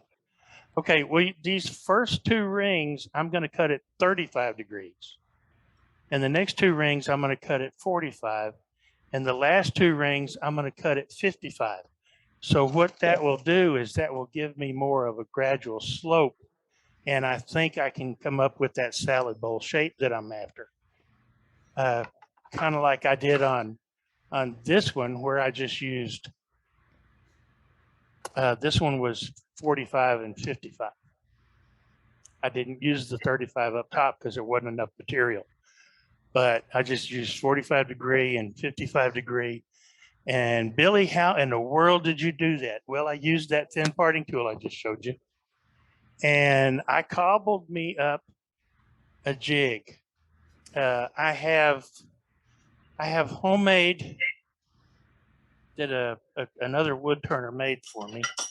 I have some tool rests made out of 1-inch bar or 1-inch round stock and an angle iron, and I put a piece of oak in it to hold it. And so what I did is I fashioned this to go on the end of this piece of angle iron. And you can see what it looks like here so that it fits this triangle nicely. And I've got an end block on it here so that if I'm pushing into a piece, this doesn't slide on me, and it's held on with rare earth magnets in the back. It's not real pretty because this is prototype. And I have 4 angles cut in here. I have 55, 35, 45, and 65. And I've yet to use the 65, but that may be coming. And I'm done. What kind of wood Thanks, Billy. was Go ahead. What kind of wood was the bowl made out of? Oh, I'm sorry. That is gorgeous wood. This is, if some people refer to it as African mahogany, SIPO, Okay. SIPO. Right there, Also, you see the chatoyance. It's gorgeous. it does have a lot of chatoyance in it, and it's often referred to as, it's also referred to as, instead of SIPO, some people call it utile, UTILE. But yeah, it's got beautiful. crazy figure in it. Never heard of it. And I love it. Beautiful. Thank you. Well, Billy, the demo was great and the pieces are great. Yes, Thank you very much. Thank you I very, appreciate it. very much for all everything. My pleasure. Hey, Billy, let's see a demo on that bowl. On what? One of these? Yeah. Using that angle piece. Yeah, using your angle gig. Not tonight, Billy. Next week. Maybe someday. Someday. And if y'all notice me sounding a little bit different, it's because I had a little happening a few nights ago, and it wasn't this. Yes, this is a Band-Aid, Brenda. I thought so. This is a result of what happens when you get in an argument with a hole saw. And I wasn't even, the funny thing is, the drill press was on, but I wasn't cutting a hole or wasn't doing anything. I just wasn't paying attention when I moved my hand from A to Z, and my knuckle discovered what it feels like to come in contact with the sawtooth part of a bimetal hole saw. Anyway. You're gonna turn that drill press off next time, aren't you? Yes, sir. Yep. And but a couple of nights ago, I've had a permanent bridge for the last 40 years.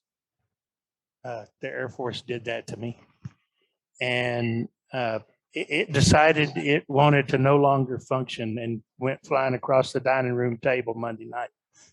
Oh, God. So now I'm waiting 2 weeks for my temporary partial, and It didn't land in your wife's plate, did it? no, thankfully. That's good fun.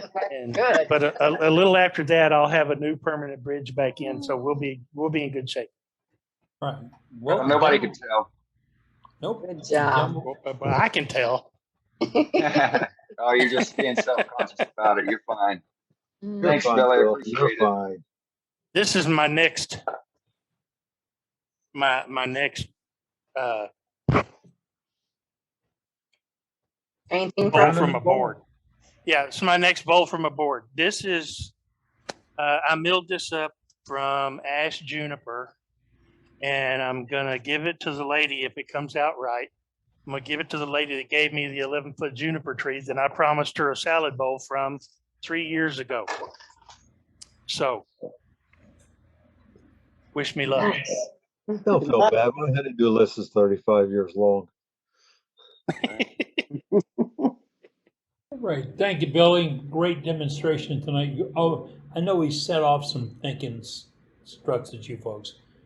You've seen what he can do. Take it to your level.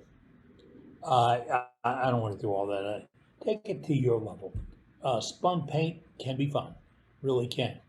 And I agree, Billy gave you the tip of seal it with shellac. I've done it a few times, and that made a big difference in how it moved and, as he said, transfer. But I screwed up and used several different brands of paint, and some are not compatible. So test it someplace besides the piece you're turning. Okay, it's about 7:15 as Central Time. I'm Captain Eddie Castle, and you tuned in to worldwidewoodturners.org. And earlier we spoke about finishes. Now, Billy did good with us just now by telling us that how he sealed the piece, and then we put over the top of it to make. Now that's an art piece, okay? And that's what we're looking for from you, the wood turner. What is your preferred finish? But more than that now, we're trying to expand that request to say, how do you perform that preferred finish? From scraping, sanding, sealing, putting a bonder, whatever you do. Just how would you finish the piece? Let's say the piece Billy just turned. How would you finish that piece? And we just like to get your preference on it. And that gives us growing area, because if we can get some, and Dave, our webmaster, puts these together. If we get a trend on something, we can probably throw it in a demo somehow to show folks. Because just like this tonight, we saw this, and Dane hooked Billy and said, "Okay, we want you to show us." And just like you just asked about, somebody asked about doing the economy bowl.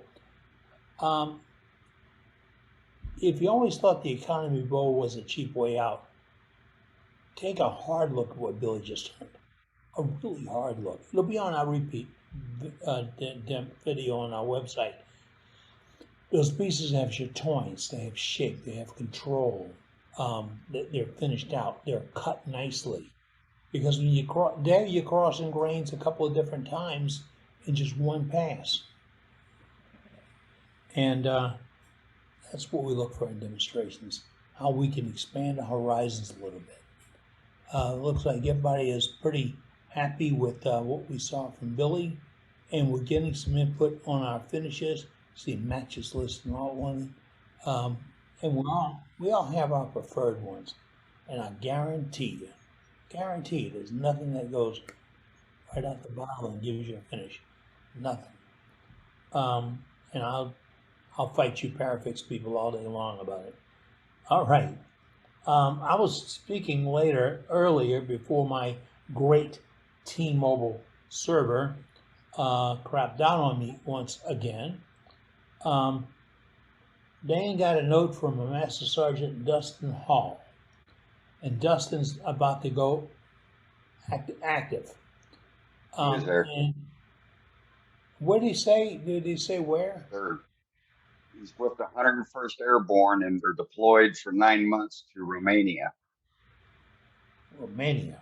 Okay. And what Master Sergeant Hall would like to do is to have things to give to his troops that it's from home.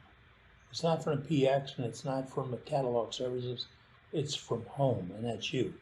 Now, we've been doing Freedom Pens for 3 years, and we've generated thousands of Freedom Pens to go to our troops, which is great. And we're still doing it for all branches of the military. Dustin, Major Hall, has got a point there. We now have a contact man in the field with a troop, or a troop of soldiers. We can get them directly to him. Now, we can get them, and we don't have to ship them to Romania or wherever he's at. We ship them to an APO box. And so we have a U.S. address, and it will reach Sergeant Hall. So if you have a piece that you like to send to Sergeant Hall, I'll act as the middleman. Send them to me, I'll box it all up, and I'll send it to, and I'll do that at my nickel. I'll send it to the APO box. But I need you, the member, to support me on this. And we can do it for as long as you like, for as little as you like. And remember, it's all voluntary. But it's a gift to our troops for protecting our freedom, and it's from us.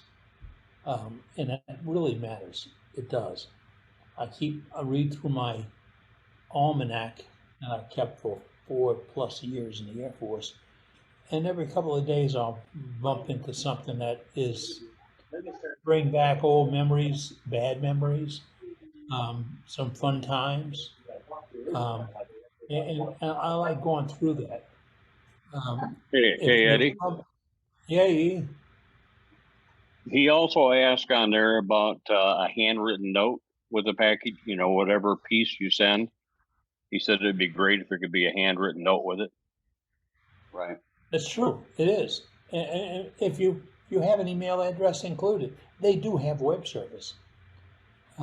I get thank yous for Freedom Pens all the time, and it's nice to know that you're one-on-one with a troop. It is.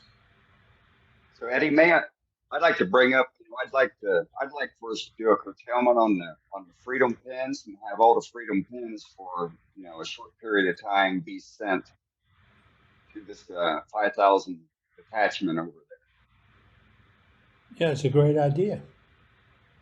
All in favor? Good. All right, we had it passed, unanimous. That's a good idea. We'll do Freedom Pens for that series of troops, and you know, those are reservists that got called up. And what I harp on this all the time, they're all volunteers, every one of them. None of them came from the draft. None were gun to the head good in the military. They volunteered for this, and I admire them all my heart for that. If you're from this part of the world, I'm in South Louisiana, you may know of Dr. Titchener antiseptic, and it was locally made here, and it was something you put on mosquito bites or whatever, and it would help you with fungus and all. When I got to, I think it was Okinawa, we ran into constant rain, and everybody had jungle rot. Everybody. And I sent a note to my dad, and he sent me a box, a 12-pack box of Dr. Titchener's ointment. And I had it just as bad as anybody else did. I started using it, and it started to go away, and I mentioned it to somebody. What I didn't tell them was, when you make contact with it, it's like fire. It'll light you up. And I watched a guy named Ronnie splash a lot on his hand. He said, let's see how that works. And then I watched a guy named Ronnie dance around for 10 minutes. So, you know, you look through the almanac, sometimes you find some funny things that are they're worth mentioning and a lot of fun. I want to buy a bottle and mail it to Ronnie. We still talk. All right, we're doing gallery here on worldwidewoodturners.org. And we're also looking for tips and tricks from your shop. Just now we saw Billy Burt show us a 3-point tool. And those were available through one of the English wood turning groups, wood tool manufacturers. And I had an old friend make them for me. They are handy for just that detail work that Billy was showing you. You don't need to try it with anything else. He showed the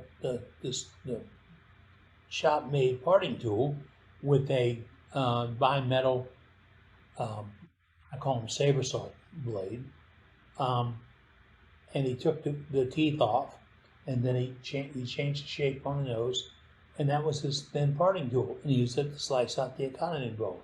Real good move because you don't leave a lot of material on the floor. You got a good bowl. One correction there, Eddie. That wasn't bimetal. That was pure high-speed steel. Okay. I made sure that I didn't get a bimetal blade. I wanted pure high-speed steel, and that's what it said stamped on it. And how does that? Tell me, Billy. What's the difference? How's it work? Well, I'm not exactly sure. I know bimetal blades are typically made of high-speed steel and something else from what I've researched. And I wasn't sure that something else wouldn't be bad for my CBN wheels. So I looked for pure high-speed steel, and that's what I got. Okay. So I don't know. All right. I do know I won't cut any of that stuff on my CBN. I'm careful like you are, Billy. You screw up the CBN, you can't redress it. Just going to get another one. Right. Mine sees my regular turning tools, and that's all. Because I saw somebody trim off some 1/4 20 bolts on theirs, and just didn't seem to cut again right. and that might be it. So, all right, but you saw Billy make, and that point tool is handy for that purpose of putting those little lines.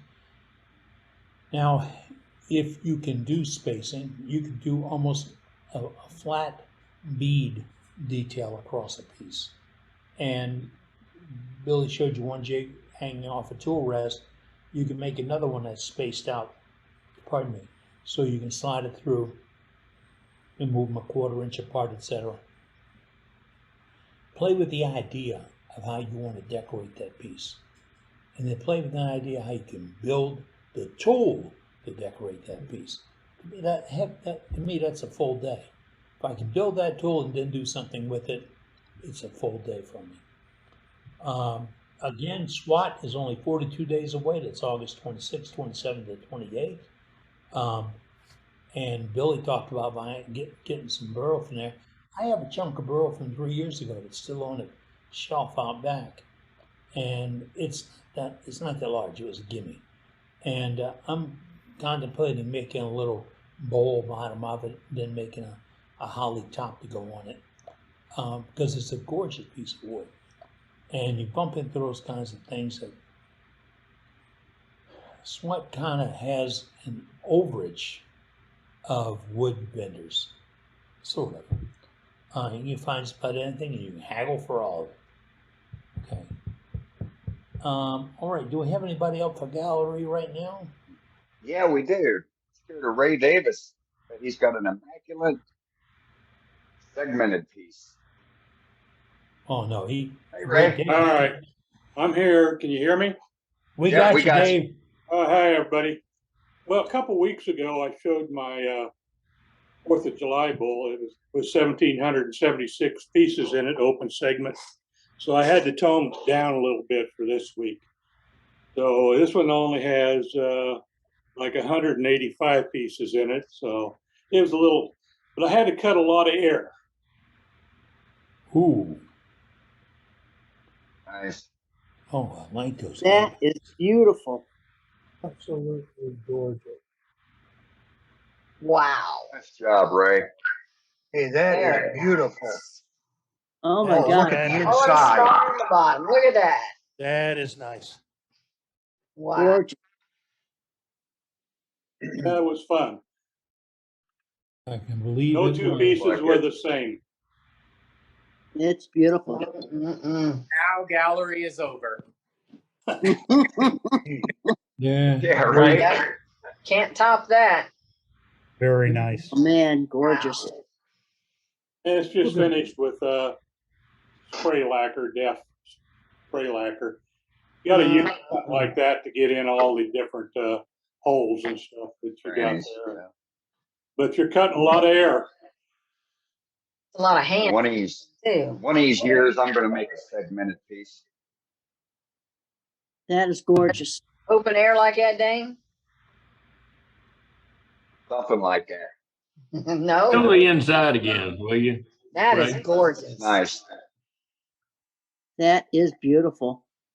I put segmenting up there with carving for myself. I don't think I've got the patience for it. Yeah, that's beautiful. It's pretty easy once you get Segmenting's not hard. No, Ray, it's how not do you go about sanding that? Carefully. Yeah, very carefully. Cuts. Carefully. Getting good cuts. I like the way you radius the corners there too on those. Yeah, open it's segments. all radius, and that's all done manually, or I did it on a disc sander for the most part, and then hand sanded too. So it was a lot of hand sanding to get everything done, because you start spinning that and you put some sandpaper in there, and you're going to get it catch, and it's going to rip it right out of your hands. So you really got to watch the angle that you put your sandpaper in there, and keep your speed down. I put it about 400 RPM when I'm sanding. And I do use a lacquer sealer before I sand, and then before I finish it. So I don't know what I'm going to do next week. Oh, we can wait. We can wait. Yeah. I think I'll go You got plenty camping. of time. You got plenty Very of time nice, to though. figure it out. That's all I got this week. Oh my Thanks, goodness, Ray. beautiful. All of that, all I have. You have There, all. I called it. Wow. All right, Brenda, you get to follow that up. Yeah, nice. Well, I made another urn. You can see it? Oh yeah, you saw that one. Yeah, this is the piece that matches the other one. And when I put this one on the lathe, it had this big old crack all the way down, all the way across, or halfway through it. So I had to fill it up full of resin. Put a couple burn lines in it. Put a cork in the top. I like the cork in the top of an urn. And check that out. What do you see there? Spider. Uh-huh. Oh, no, that's an ammo piss pot. Pardon me. A what? Ammo Troops has got a logo that looks just like that. Yeah. Okay. Well, this one I got to finish on it yet, but it's going to have, I'm going to engrave Ohio State here and on the other side too, somewhere. So, but I ain't got that part done yet. So, last couple days now, somebody gave me a piece of oak. Check this out. Oh, beautiful. Very nice. I think. It's oak. No, that's what she told me it was. Wow. That's spalded oak? Wait a minute. Was that? Is that spalded oak? Yep. Yeah, it's really pretty, Brenda. Yeah, Nice job. Yeah. Listen, I thank nice. Dane and Trace both for helping me learn how to do a bowl. This is like one of the nicest bowls I've ever made. Yeah. Yay. Pretty. Nice I and like that grain. smooth. Nice Very and nice, smooth. Brenda. It did warp. I made it like Monday. You see that? Mm-hmm. Yeah. Yeah. But it's still beautiful. I love it. It's all right. And Don't then, show it to that lady. She'll want it. She'll want that piece of oak back. yeah. Well, I think that she's going to get that piece, I think. Today, then I made this one. Oh The yeah. other half that log. Very nice.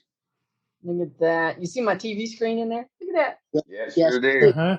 Yeah. What's your finish? Okay. This one I put cutting board oil. This one I did Parfex. Right. Okay. Love Very nice. Parfex. I ate my supper out of this one tonight too. My grandson, my 8-year-old grandson, come over tonight too. He says he's checking it out and giving me an okay on it. He says, nice and smooth, and it's nice and shiny. It's pretty good. So I got his approval. I love this one. Love it. It's Nice beautiful. job, Brenda. Yeah. That's a wonderful job, Brenda. I love the way you made the transition down the side to the bottom. You did a really fine job. Yep. And When you don't get it nice like that, it doesn't. It shows up in a minute. That's beautiful transition. most of I love all it. the other ones Very I've nice. gotten Very always nice. laying somewhere. This one I also used my 45 and my 50-degree bowl gouge that I sharpened myself. All right. Yeah, dang. Looking good. Congratulations. Thanks. And that's all I Good got. job. Very nice, Brenda. Thank you. Evolution of a Turner right there. Yeah. Oh yeah, that looked great, Brenda. Thanks. All right, let's go to Robert Hodge. Robert, you still there? Yep, I'm here. You guys. Talking, I'll bring you up. All here. right. I'm right here with this Gotcha. little myrtle wood box. The grain alignment went pretty well. It's an in grain. So you got the heartwood that's darker and the sapwood here that's lighter. And the grain alignment's pretty much spot on both sides, luckily. Gorgeous. Very nice. Very And nice. then decorated the inside a little bit with a few beads, and then hollowed out the inside, kind of have like a curved in a bit to follow the outside shape. And then Very just nice. flat, concave bottom here with my signature. And that's finished with just a Hampshire sheen high gloss wax. Very And nice. then Robert. on the top, I put a little bead as well that you can see. And Looks like a little button. Yeah, basically, I was turning it smooth, and then I got to this point. I was like, oh, I'll leave that. Kind of like it. Yeah. And then I got this pecan salad bowl here. Holy crap. About 13.5 inches in diameter, 5 inches tall. Dang. That is It was beautiful. That's twice nice, turned. Thank you. Yeah. It was twice turned, and so it hasn't worked. It's been finished for quite a couple of months now. It's gorgeous. What kind of wood is that? This is pecan. Pecan. What Wow. kind of finish? This was, I think I just used Axe paste, and then I used the Beal buffing system. So Carnauba wax would be the finish at the moment. Nice. Very nice. I didn't get that piece from my house, but my parents' house near Dallas has maybe 3 pecan trees that have all fallen over in the course of a few years due to erosion from a stream.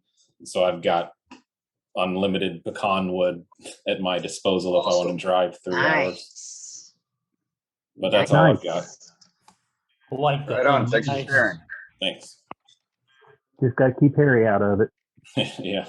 All right. Well, let's go to our newest member that joined the retired corps.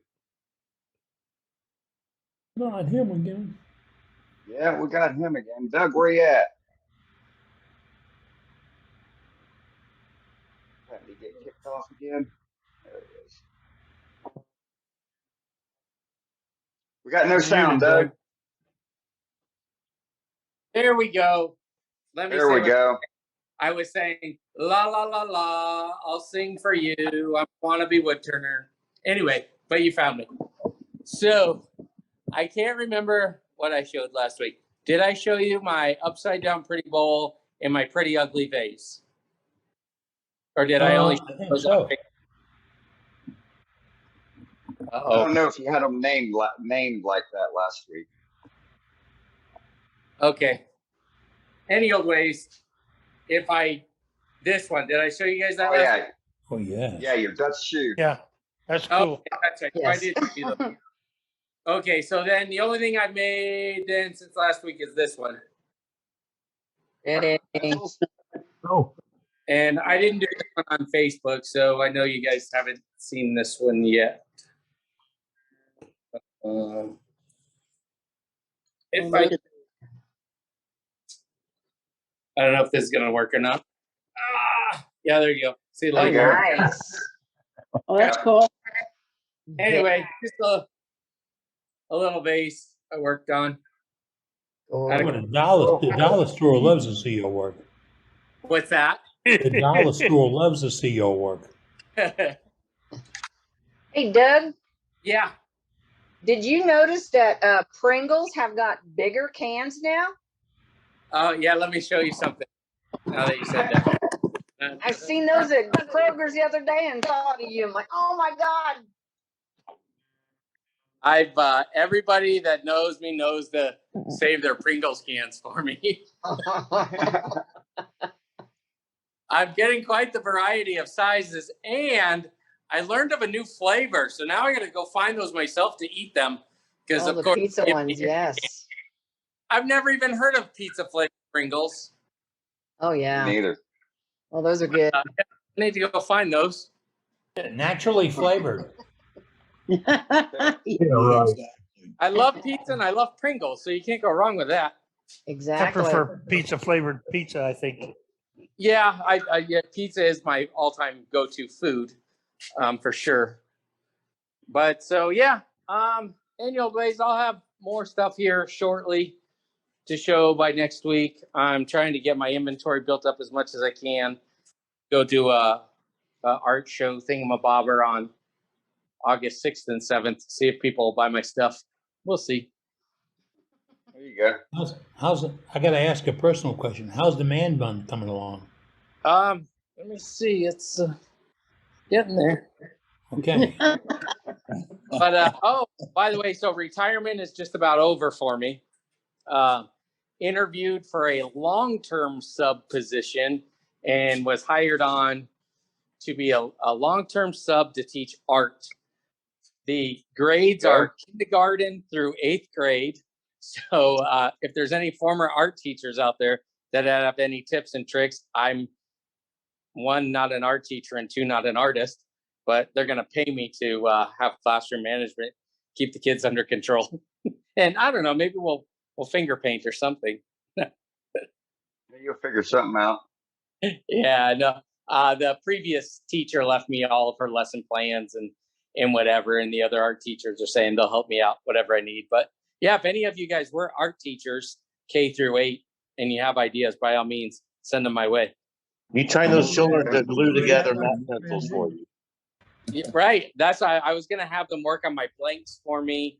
And then the kids that misbehave, I was going to give them a bottle of CA glue and just, let nature take its course. Ouch. All right. You could do, Doug, that thing that the stuff that Billy demonstrated tonight in the demo. Yeah. You can do that with kids with basic acrylic paints and a little, square piece of cardboard and a tack. Okay. Or even what you did last week with the dot painting. Oh man, I was going to say you shouldn't put a kid on a lathe like that. Hey, they gave one to Doug. Be nice how you talk. Yeah, you're right. Or you could teach them dot painting. Yeah, there you go. Yeah. So anyway, Lots of options. I'm looking forward to it. So school starts August 8th, so then I won't be retired anymore. I'll have a job all the way up until they hire an actual teacher to do it. So I could be there one day. I could be there the whole school year. Who knows? All right. Hey, Doug, real quick, can you explain how you use your Pringles cans? There's some questions in the chat and not understanding it. Let me That's grab what I was my going to ask him. Time for a demo. Wait, he's looking for a job. This one that doesn't pay, Doug. All right. So because I have a little one made up already, I'll grab an empty little one and then you'll see one that's already done. Let me flip the camera around again.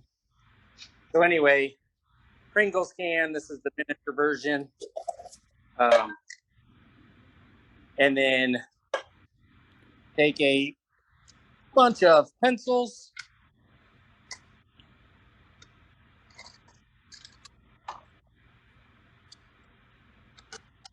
This is an on-the-fly demo, I guess. And we will fill those all the way up until they are stacked up nice and tight. Then what I'll do is I'll run some electrical tape around there so it holds it. Pull it out, run some electrical tape on the other side, and then on the top end, I take it to the bandsaw, zip them off, and then lo and behold, they fit right in the Pringles can. And then fill that with resin. So this is a first pour, and you can see where I have some voids in there. So then that's going to get a second pour. Then what I will do, that one I've actually already cut because I was goofing around with it. But on the Pringles cans, you have the two metal edges. I will either use the parting tool first and part those off on the lathe just to get rid of them, or I'll take them to the bandsaw. I've done it on my miter saw, whatever. I just don't like the spinning metal there because just a little shard right there will mess you up pretty good. So I get rid of those pretty quick. Then I'll usually just throw it between centers and make me a tenon and then throw it in the chuck that way. These Pringle cans come just a little bit too large for me to use my small jaws on, and they're too small for me to use my large jaws. They just don't fit. So I found the easiest way, find center, throw it between centers, turn a tenon, and then put it in the chuck. And so this is a breadcrumb can that my wife gave me. And this is exactly what I made that little vase out of. So that the blank was, I had 2 of these. And the pencils come from the dollar store, folks. The Yeah, dollar or store. usually Walmart when they're before school starts and when school ends. That's when they're usually on sale, and Super they'll cheap. usually do those box of 12 for 50 cents or whatever, and that's what I do. You use your pressure pot for that too, right? Yes. So there's the pressure pot. However, really, it depends on the resin that you're using. So if I am to use that Alumilite, if I do not use a pressure pot, I'm essentially turning bubbles because you have to put that in a pressure pot. With this brand, the Dr. Crafty, I've done it both. I've put it in the pressure pot just so I have somewhere to put it while it's curing. I've not put it in the pressure pot. It really doesn't seem to make a big difference. But it's got a really long cure time. So where the Alumilite, I can pour that in the same day I can put it on the lathe. I can put it in the lathe maybe about 3 hours after I've poured it. With that one, I'm probably not putting it on the lathe for 2 to 3 days, depending on how big the pour was. So that's if you want to get into resin and you don't have the pressure pot yet, that's what I would recommend. Get a long cure one. The bubbles come to the top on their own. You can sit there and play with it for a long time and pop the bubbles and do whatever. But you get into the really this Alumilite, which turns a whole lot better, but definitely needs a pressure pot. And then there's other people that are way smarter than I am on the different types of resin, whether you're using epoxy resin or I don't know. There's different ones. Urethane, right? And that also plays a factor. I've never gotten smart enough to really pay attention to that portion of it that much. The only one I can tell you, don't waste your money and try it on like I did when I very first started. I went to the auto parts store because I was like, why is this resin so expensive? I can go down to AutoZone and buy a gallon of it with a little drop or two, which is the hardener. And that is a, what the heck is the name of that resin? Bondo. It is like a Bondo, but it's not, almost like a polyester. It's not polyester. It'll come to me after the meeting's over. Anyways, that stuff smells horrible.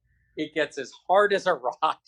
And it was absolutely miserable to turn, but I didn't know what I was doing. So I think it is polyester. is it polyester? Is that what I'm trying to say? Yeah. That's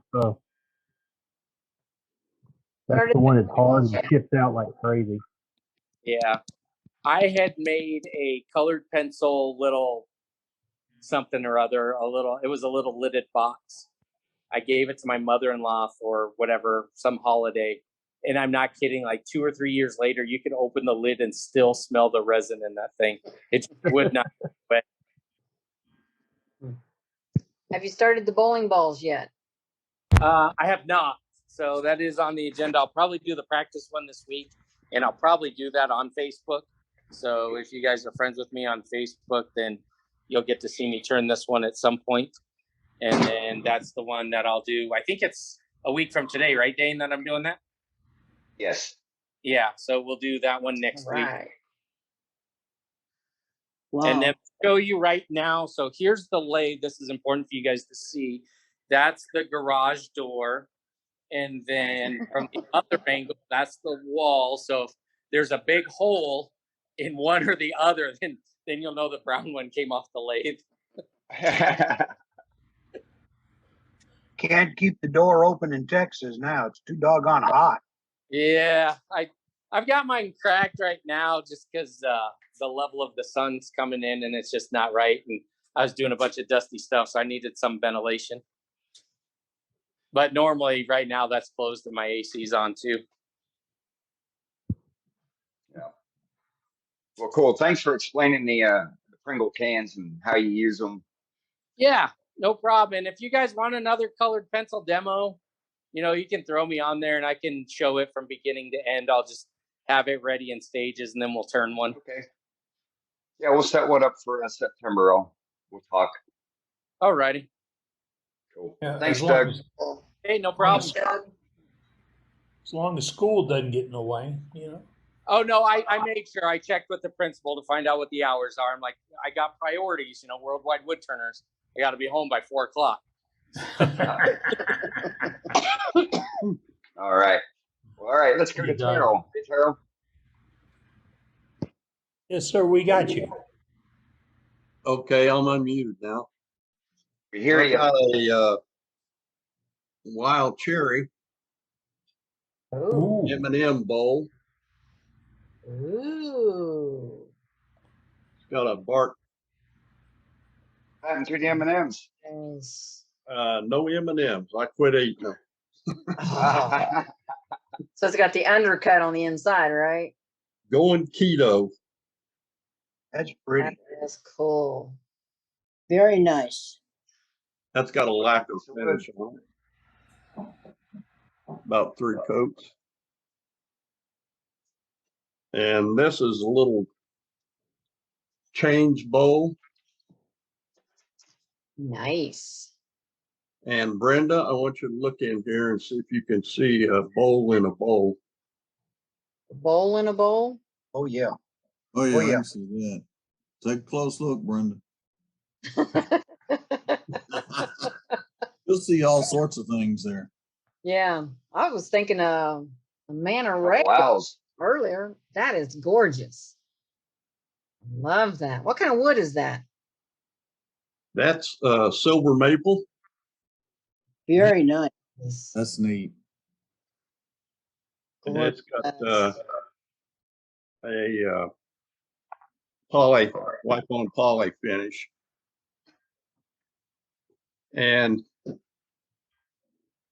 I was going to show something that was in the newsletter. I don't know, some people may have not seen it. Oh. This is an urn I made for a friend of mine. Very in high nice. school. That's beautiful. Wow. Is it connected to the stand? Yes, it is, and it's not a stand. He weighed a little bit more than I made a little bit of a funnel. Put some pole barn screws down through the. I drilled some holes around, and it'll hold 200. But it looks like a stand. That is gorgeous. Yeah, it'll hold 260 pounds. Nice. And it's got a bark occlusion on the back of it too. Nice. Oh my goodness. This is walnut, and I did get a crack in it. A couple of them. I was trying to get it finished, but it's screw on lid. He did see the top, and the top is screwed on. Nice. I cut threads. Oh wow. 1x8 threads in this. Oh, I don't know my if you can see goodness. down in it, though. It's kind of hard. No, can't see anything. He did get to see the top ring, these 2 rings, and the lid before he passed. Gorgeous. That is gorgeous. Very nice. Good job. Condolences. Yes. I love the way it looks like it's on a stand. That was a nice fix there. Yeah. Yeah, that's very nice. Give you some ideas there, Brenda. Made a bowl with a big lip on it too. Yeah. Huh. Yeah, nice job, Terrell. That's all I got. Thank you. Alrighty. Thank you. Very nice. All right, Kat.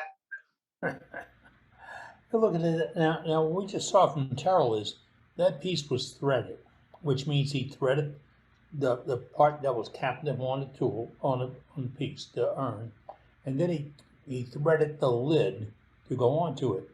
We're going to work on getting a threading done for you to show you. It's going to take some stages and steps so it goes quick enough to be shown in a meeting. But we're going to do it with hand tools. Now, I know there's threading jigs out there. I've built one or two that'll cut them for you using the power of the lathe to make the cutter, and you move the piece into the lathe. And they're a nifty, nice, easy way to do threads. But if you're looking to do something not so standard, kind of a certain size, you can hand thread them. And those tools are not expensive, and it's great if you can play with it on hard wood before you put it on the wood you're going to use. Remember, thread, when you cut into it with threads, you have to have a fairly dense grain, otherwise they leave and go across the room. And I have tried stiffening wood with super glue, etc., etc. I just found that if I use something like I want to say a Bacote or in fact, I've had real good luck with Paduke, but some folks can't turn Paduke because of the dust and the vapors get them. But we'll come up with that. It's a nice thing. Tonight we saw the thing about the pointed tool from Billy Burt, but also he showed us how he burned the surface wire and using a piece of formica. And you can also do that with a piece of aluminum or brass. It will give up enough to do the same thing to finer lines. But those samples of formica, I went through tons of them because they're great for putting burn lines on ink pens, vases, anything. It's a tip. It's a tip you can use. Paul had me do a demo on threading. Yes, he's done a couple. Yeah, we did. Yeah, And you did. yeah. But hey, we don't have a problem reinventing the wheel. There's a better way, a more unique way to do it, because we're out here to throw ideas at you. Like tonight's demonstration with Billy Burt. It was on spinning paint and do and finish like that. Last week we had dots with Matt Harbor, and we've had other finishes come up because it's always, although those are ways to improve or enhance your work and make it unique. Remember, you can't copy what we saw from Matt. You can't copy what we saw from Billy. You can do a finish like that. You can't copy him. Why? It's all here. It's right there.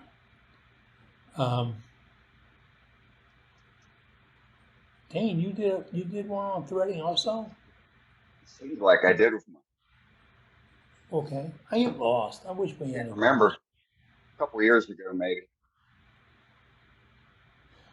Well, all I have to do is ask Dave, our webmaster, because he's got it all, really. Finest wood turning website in the world.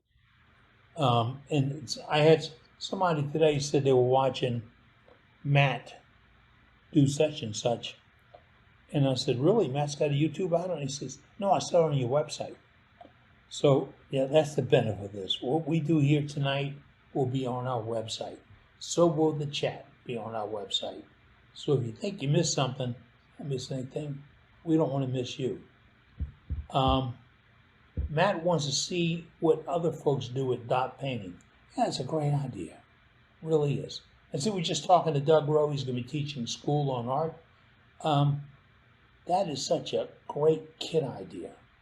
I'm saying it because suppose you turn something like a small plate or a small planner, and then you get your grandkids to dot paint it. And then you rechuck it, you clean up the inside. Boy, you're going to make the kids' day when you finish that off and give it to them, won't you? Yeah. You know, let me show you what Papa and Mama made for me. You know, and I painted it. That's the big part, is when they say, I painted it. My youngest daughter was playing on a chalkboard in my garden room at the other house, and we lost track of her for a little bit. When I opened the door, she had found a bottle of Mark's Lot refill, or stamp pad refill, and that looked really good because it was blue, and she was writing on them like the board with it, except it dripped on her. And she wiped it off and wiped it off and wiped it off. Went up in the door, looked like a Smurf. She'll never forget that. She's got a little problem right now. And I said, "Are you the Smurf or my daughter?" "What?" She says, "I'm the Smurf today, Dad. I'm really blue." So, but if you let your grandkids or your nieces and nephews, the tools are simple. The tools can be a toothpick. It can be the end of a pencil. It can be a pencil cut off on an angle to give you an oval. The tools are not critical. It's your patience to show these kids what they can do. And you'll come up with a piece that's unique and beautiful to you and them. And I'd like to see some of those pieces. Matt said, I'd love to see it. But yeah, love to see those pieces you make. And remember, we look at anything. Brenda says, nail paint brushes be great to use. Check out Sally's Salon Stores. Sally's Beauty Stores, something like that. Yeah. That's the way we share information on that.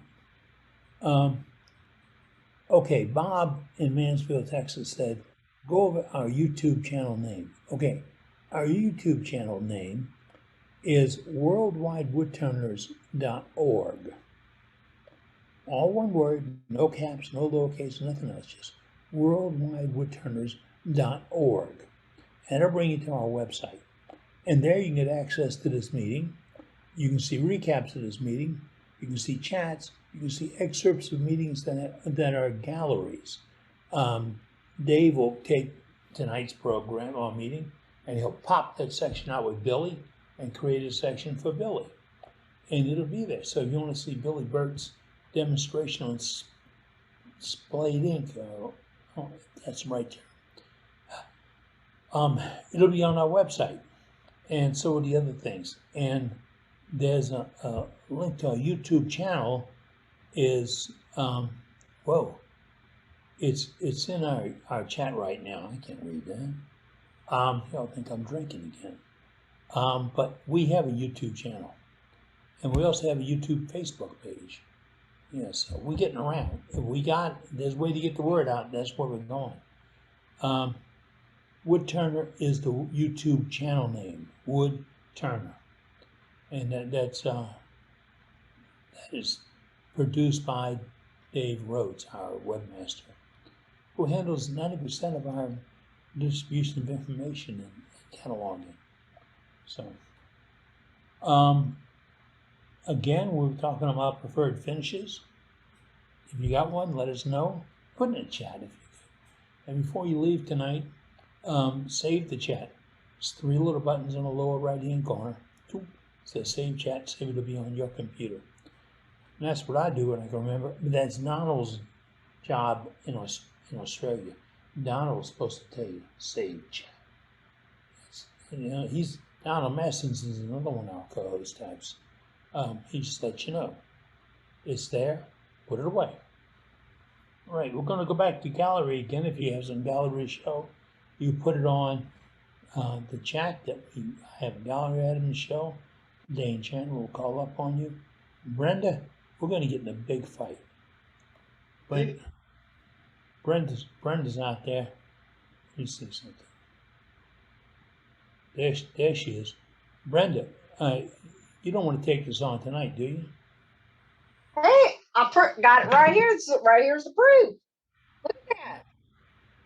Brenda put in the chat, Parafix 34.8 is the best. I told you. Right there, Eddie. There'll be a fight in the parking lot over this. There will be. Hard to beat. Hey, Eddie, just call Ronnie. He'll tell you. Yeah. Yeah, Ronnie. And Ronnie will tell you 3408. Yeah. Oh, look, he lives by it. Mark Soleil. Mark Soleil, yeah. Or Mark Soleil, yes. 3-1 already, Eddie. All right. Like my wood to feel like wood, not like. What was that? Ronnie, What did Donald say? Ronnie's been doing burning and turning. Got a little discomfort with standing. And I've seen some gorgeous work he's turned out lately. And he's buddy with that guy, Rich, the LA hobby guy. And Rich is considering creating his own Facebook or Zoom channel, his own Zoom channel, and talking about demonstrations and watching things and using all these different lasers. And I think that'd be interesting because he's going to get them from all levels. And that's something, if you're doing laser engraving, something you may be interested in. When it comes up, we'll let you know. It won't be on this channel. It will be on his channel. Just like we have other folks that send their contacts to our webmaster. And oh yeah, by the way, we don't have a membership list. You don't register or anything else. Nice note from the guy this week. What do I do to become a member? Tune in and participate. But if you want to be contacted, we have a contact list. And that's something Dave puts together. And he gets the information from that chat. Right there. You type in what you want Dave to use. He'll put it in our list. And if you'd like a copy, there's a way to get a copy of our website. You follow all the directions and you get it. We hope it's bot proof, because we don't want to get this thing where we all get scammed 100 times a day. Hey, Eddie. Yes, ma'am. I got a comment about that. I was so excited this week. Saturday or Sunday or whatever. One of the guys on here, he watches our meeting, but he's can't participate during it. He's seen my bangle bracelets a week or so ago, you know, when I showed him. Yes, ma'am. He got my phone number off of the, well, I think I gave it to him at that meeting that night. But anyway, he called me. We had like an hour conversation how to turn a bangle bracelet. I was just so excited, you know, that I was able to help somebody out, you know. I felt special. That's great.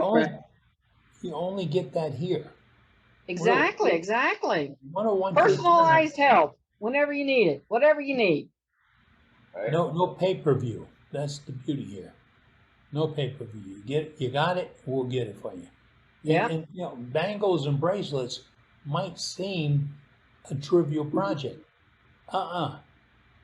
Brenda's turned a few. She knows the do's and the don'ts and the problems. And I mean, that just holding it can be a problem. And then how many ways can you hold it? And then what finish can you put on it? And how can you accent the finish, etc. They're a great canvas to work with. Yeah, I was thinking somebody is asking about the mason top jar or the tops. I believe on here a while back. I'm thinking, I don't know, I'm saying Doug Miller, but somebody was making like cup covers. You know, that they didn't demo, but who was it? They're pop can covers, Cade. Yeah. Well, was it Cade? Okay. Yeah, pop can covers, beer can covers. You made a couple with a recess to hold peanuts. Sorry. Yeah, whoever it was that was asking, you know, whoever's in the chat was asking, maybe they just couldn't get a hold of Cade. Yeah, that was me, Brenda, Gary. For some reason, I'm old and senile, I guess. I thought sure we had a demonstration on turning mason jar tops for smallmouth and largemouth mason jars, and apparently not. Like I say, I'm old and forgetful, so hey. No worries, Gary. You probably saw it on. You probably saw somebody else doing it on Facebook or your, somebody's YouTube video. Hey, that's an idea. Somebody figure out how to do it. Oh, it was very easy. It was very easy to do.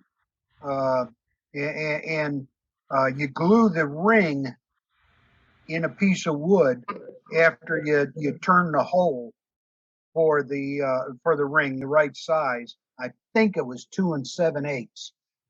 And then when you have that was for the big mouth jar. And then you put your top, your what do they call those doggone things? Your lid, and screw that down, and then you can just put your cap on it, and it looks real neat.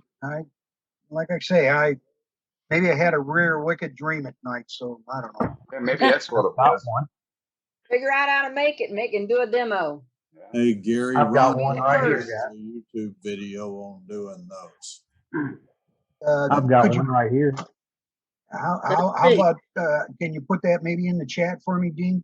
I'll see if I can't find it for you and put it in the chat real quick. Hey, yeah, that, yeah. There you go.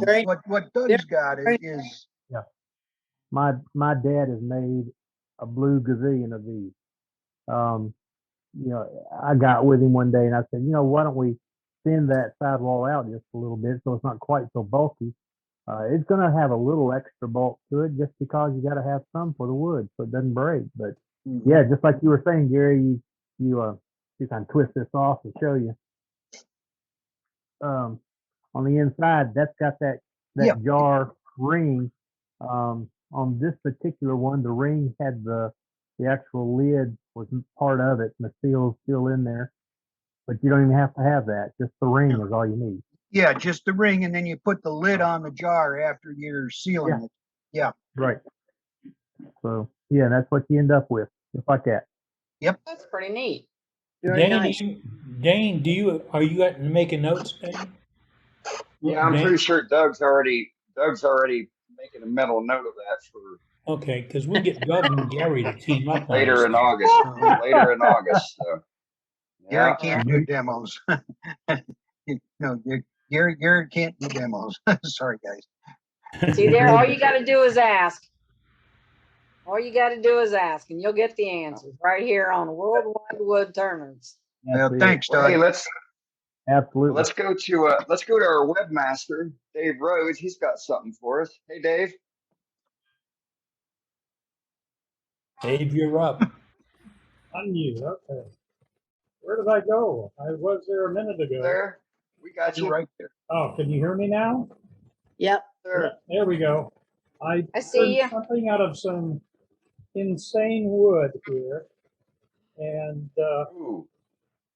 this is out of hemp wood. And when I say hemp wood, it's like particle board, but they made it out of hemp. And that is it wasn't reasonable to turn. I'm not proposing anybody do it. It shreds like crazy as you try to turn it. And I tried not to turn with it for a while. My wife found it online and she said, "Oh, you need this." And so she bought me a whole bunch of it. And this is the first time I've tried to use it. It has an interesting texture when you're done, but boy, you touch it with anything and it just falls apart. They must have used 2 drops of glue with all the shredded wood. That is gorgeous. You got a nice finished product anyway. Yeah, it turned out all right ultimately. But yeah, it did. Hey, you did a good job, Dave. What's your finish, Dave? Nice. It's just got shellac on it at the moment. It's beautiful. That's Oh, great. wow. It's got a nice shine for shellac. Wow. But when I should mention that I put the YouTube channel address into the chat in case anybody wants to find it and they don't want to search for it. All right, Great. And Dean just posted the link to his YouTube video on making those mason jar lids. So and that's on our chat tonight. A lot of information on there tonight. Oh man, I can't read chat and do this. This is, we got folks that spot this and point them out to us, and that's what our co-hosts do. Keep things rocking and rolling. We're doing gallery right now. We've got about 45 minutes to go before the end of the evening. If you want to show something in the gallery, you got a question about some of the gallery, we want to hear about it. Dave, you turn that. Now, I have turned that stuff. I got my pieces off from a church I built years ago. And it laid around here for a while, and I decided actually to turn it. I found out that I scraped it to shape. Every time I touched it with a blade, the bonding agent would immediately dull the blade. And I had to go through a gouge position rather than a slice position. And I thought about it a little while, and I just got out my big flat about as big as Billy's scraper, and I started making scraping passes, and it sliced nice after that. It was hard on the scraper; you had to keep touching the edge back up, but it worked. Sometimes when you attack something like that, it's often not how hard you attack it, it's just you attack it. So if you consider that making a pass down with a gouge is okay, but it's hard on the gouge, hard on you, and hard on the material, consider going to something cuts finer. Scrapers cut finer. Now, remember, you have to have it in a position to do it. And I mentioned earlier, I watched a guy turn a bowl with 2 scrapers. A little square when he gets started, and a round one to dish the rest of it out. And it was perfect finishing after scraping. So, yeah, it's an amazing thing. Oh, Matt Harper corrected me. The videos from Gwinnett Wood Turners with Ron Brown doing the turning. Yeah, that's not mine. You're not safe if Ron Brown's doing the turning. It's best to watch him from the other room. Because he exaggerates, him and Susan both exaggerate about Ron Brown's best. But he's a character. He's fun to visit with, and a really nice guy. See him at SWAT every time. No, he missed a couple of years ago.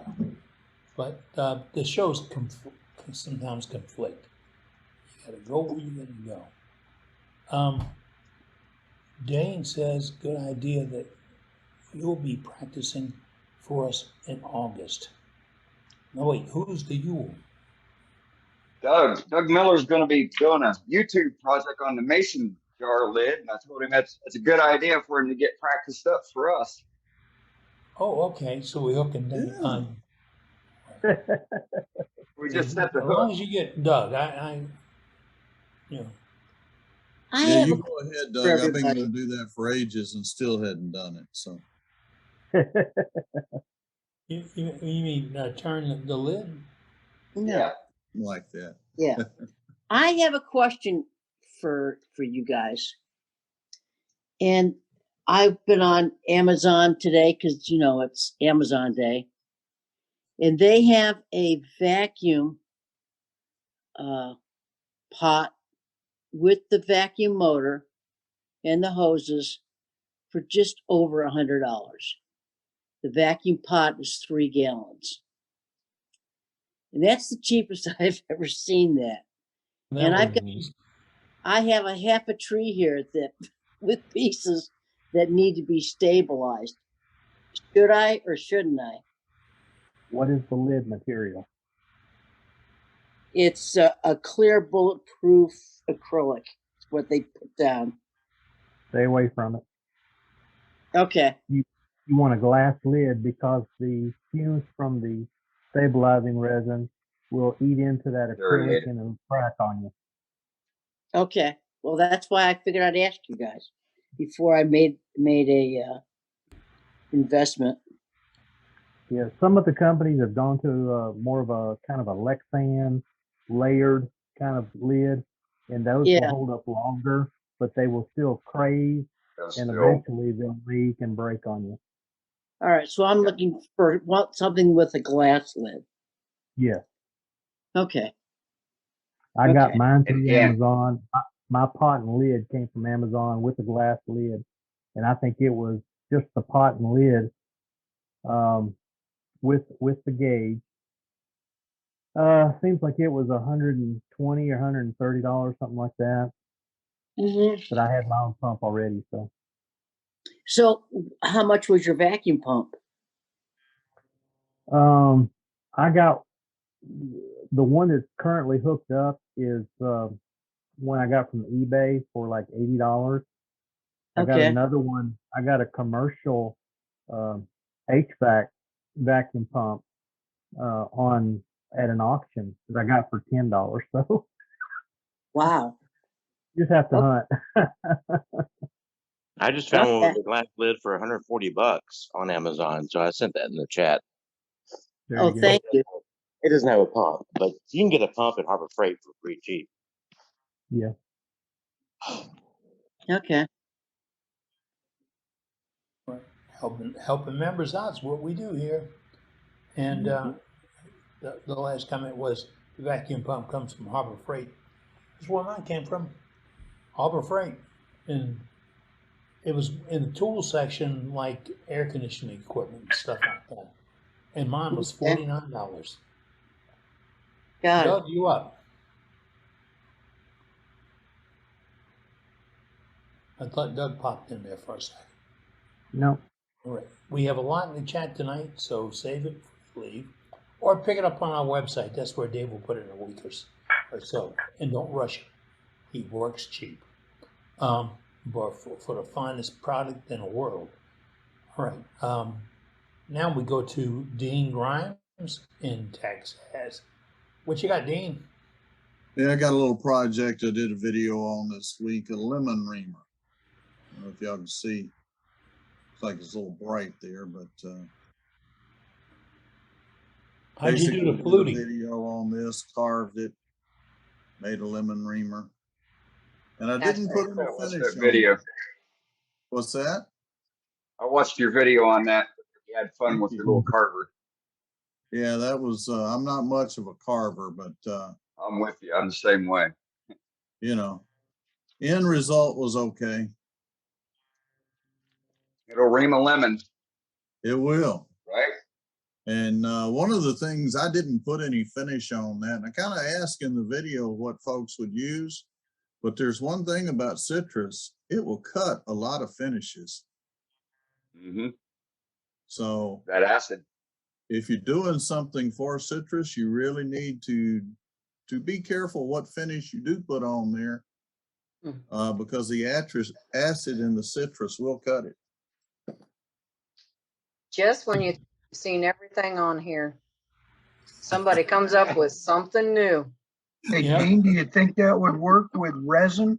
If you made it out of resin, would that counteract any acid or citrus problems?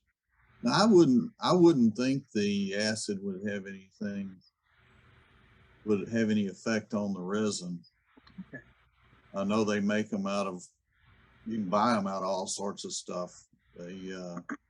They sell quite a few out of olive wood, things like that. And they have some sort of finish on it, but the reality is, if you're washing it and taking care of it, drying it off when you're finished, doesn't really make that much difference. We've got wooden spoons and stuff that we've used for at least 100 years here around the house that they've never had a finish on them, and we just don't put them in the dishwasher, and we don't leave them soaking in water or anything like that. We use them, wash them off, and let them dry. And Hey, you're looking good, Dean, for being over 100 years old. Yeah, I was going to say that too. You don't look over 100, but that last facelift really did me well. You know? Really well preserved. Hey, Dean, I was thinking, and maybe somebody already put this in the comments on your YouTube channel, but the finish for that I think would work would just be the standard cutting board oil. Yeah, I think you could get away with mineral oil, walnut oil, cutting board oils, and stuff like that. But I know for a fact that citrus will cut all of those to some extent. Yeah. But I you was know, just thinking, I think I've cut up enough on a regular cutting board and never saw any major issues. But like I said, I didn't put it in the dishwasher either. Nobody died, huh? Yeah. mineral oil just never dries, but walnut oil will. So I'm not sure how it would cut the two different oils. And essentially cutting board oil is mineral oil anyway, so. Yeah. Now, one thing about mineral oil, if you guys, I don't know if y'all, a lot of people put it on cutting boards, and for years I did too, because I figured, well, if the board needs to be redone, anybody can get a hold of mineral oil. But after a year or two, just sitting there, not even being used or anything done with it, it looks like it doesn't have any finish on it anyway. I've started using walnut oil and then using a walnut wax to finish it off. Yeah, that's what I started on my boards that I make too. I went from the regular oil and went to walnut oil. What is it? We're not supposed to say names. One of those I'm brands. afraid of walnut oil. My daughter is deathly allergic. Yeah, well, you The got to be walnuts, careful it with is. that. Yeah, you got to be careful with that. Yeah. Yeah. All right. Thank you, Dean. Great tips tonight. And You're welcome, sir. there's Thank you. for those folks looking about asking about those pots, and Susan did. Ron just put a link on the chat with one he found at Amazon. And Ron also says if you're doing that twister thing, try lemon oil.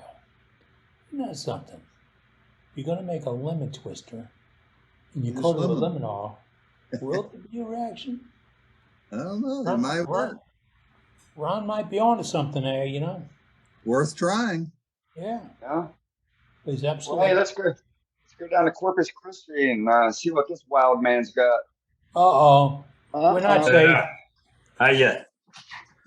I had some Joaquin. ash that I've been working with, and I was going to go ahead and for SWAT start the beads of courage bowls, and so I started out with this, and I messed up with the lid, so it's just a bowl, and I'm not going to get a beads of courage bowl. I don't want to go with a different color or any beauty ring or anything. I just said the heck with it. So It's Joaquin. It's beautiful. well, thank you. So I'm starting another beads of courage bow. So I decided to turn the bow, and I'm going to start with a lid this time, but I started on the inside with this is a Mickey Mouse piece. Oh, I like it. Yeah.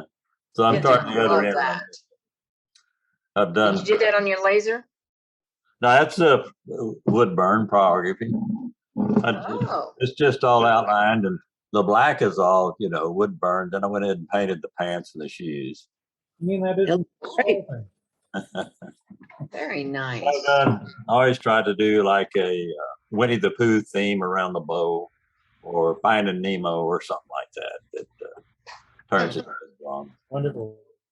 Very nice. It's a great program. If you want some real art and wood turning at SWAT, there'll be a table displaying beads of courage, or tables displaying beads of courage bowls, and you bring your camera because you're going to see some awesome wood art on that table. That means guys that do these beads of courage bowls, their heart's in it, and it shows. Doug Miller corrected something I said a minute ago about lemon oil. He says lemon oil is made from lemongrass. It does smell like lemons. Might be a solution to the juicer finish issue. Might be. Actually, when I said lemon oil, I wonder where they all came from, the lemons. All right. Citrus oil. Go to Terry. Let's go to Terry. Hey, Terry. Hey, Terry. Can't have Joaquin without Terry. Right. How you doing? Well, Good. About to run out of ash. Hey, Terry. Yeah, I need another piece. I'm out of ash, but I got one piece left, but that won't be for a week or so. It's on a lathe. We'll see what happens. But anyway, last weekend we had a meeting, and Joaquin volunteered me to do something, so I decided to do a wig stand just for practice turning and to try to get a few people going back to make our wing stand for this fall. And it went pretty good. It didn't go too bad. I didn't kill anybody. Nobody died. Nothing went flying. And, no band-aids, so it wasn't too bad. Good. So, yeah. That's great.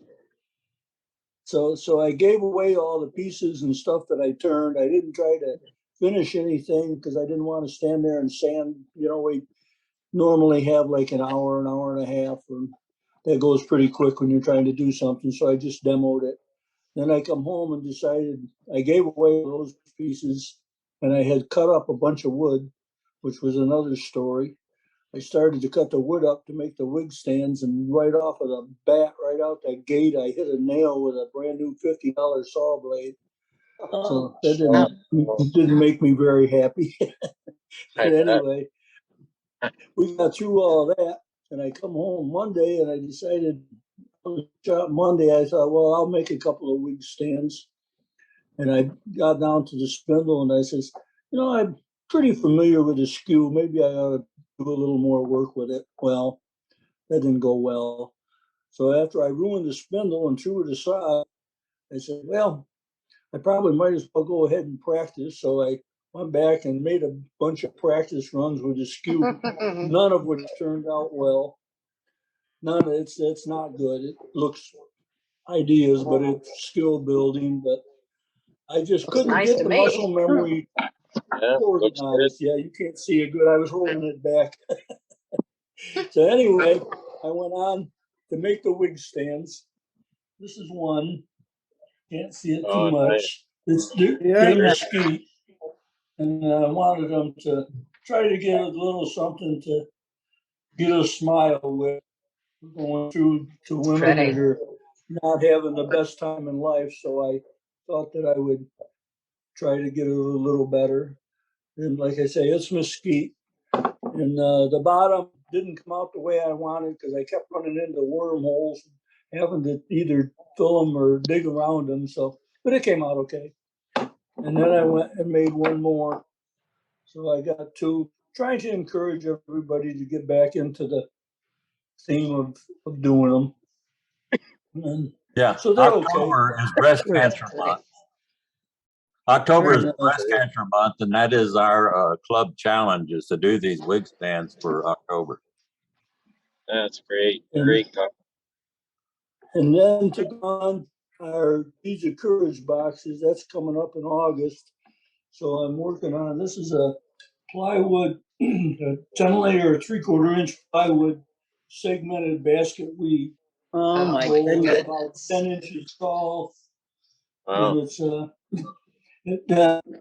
bottom ring and the top ring and the cover are cherry flooring left over from the flooring guys that they gave me before. So it came out halfway decent. I didn't do as well organizing the pieces as I would have liked to have. A real challenge to try to keep them organized. I had them laid all out on a bench and all numbered, trying to keep them so I could get the lines going the right way, but it didn't. It came out pretty nice.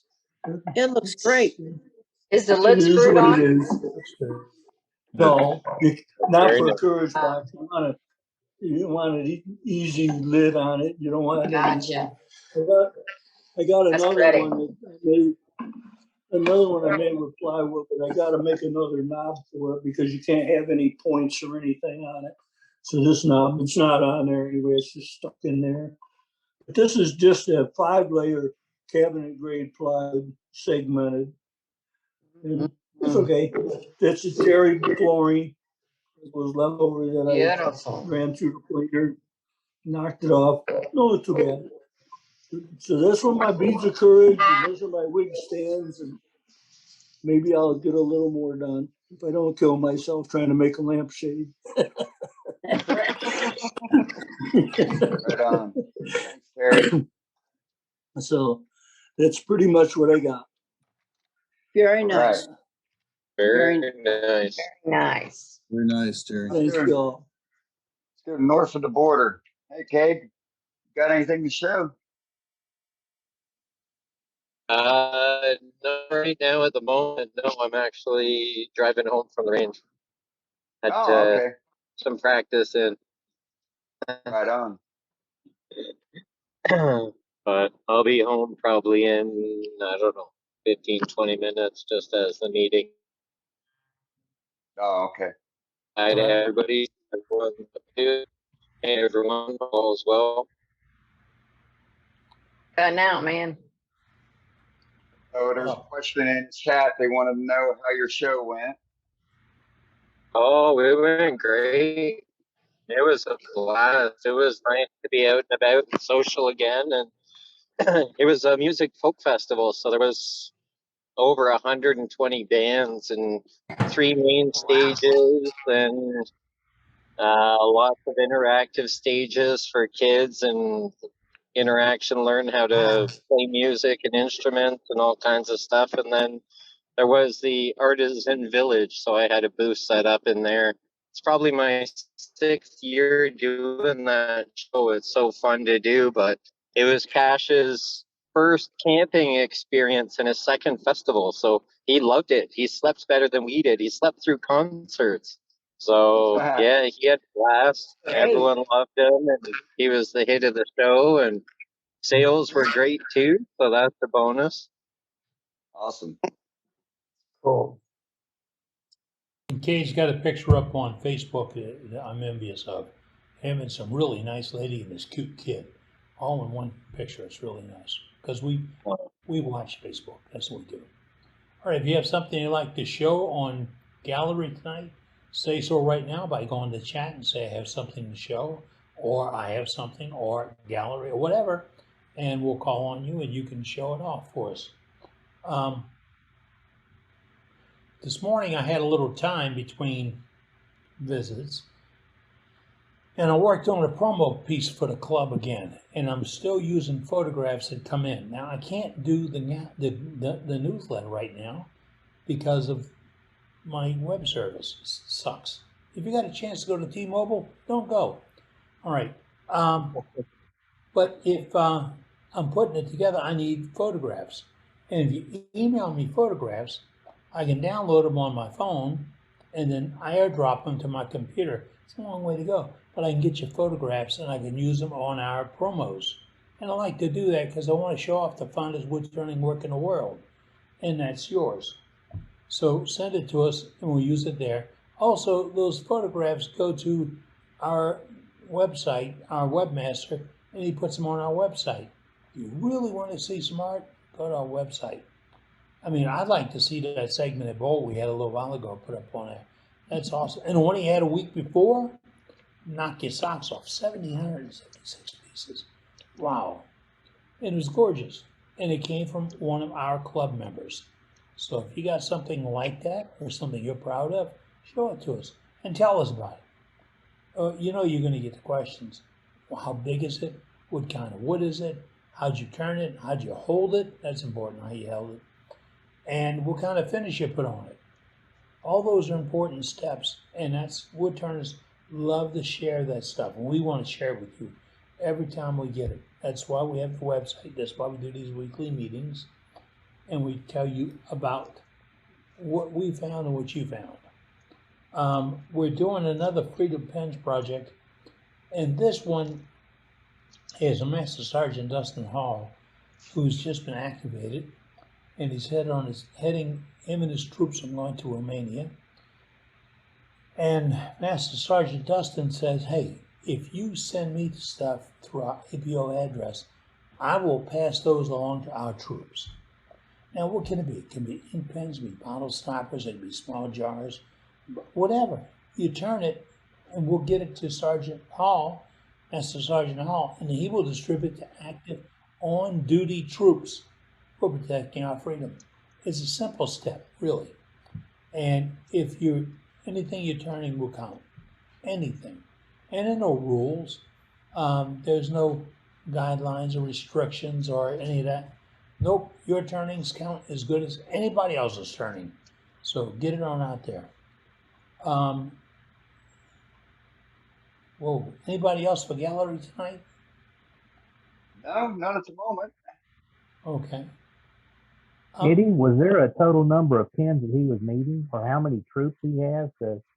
Well, it's 5,000. It's 5,000 of them that's deployed out there, and so anything and everything that we could send out there would be much appreciated for the boys, and the girls. Absolutely. Why are they being deployed to Romania? Well, they're Putin. Don't ask. So you got the Ukrainian troops that are coming over there getting trained up on, all this high impact warfare equipment that we're sending them, so they got to get trained. So they're coming over to, to the NATO countries to get trained up by us. All right. Romania also borders the Black Sea. Yep. Yes. Correct.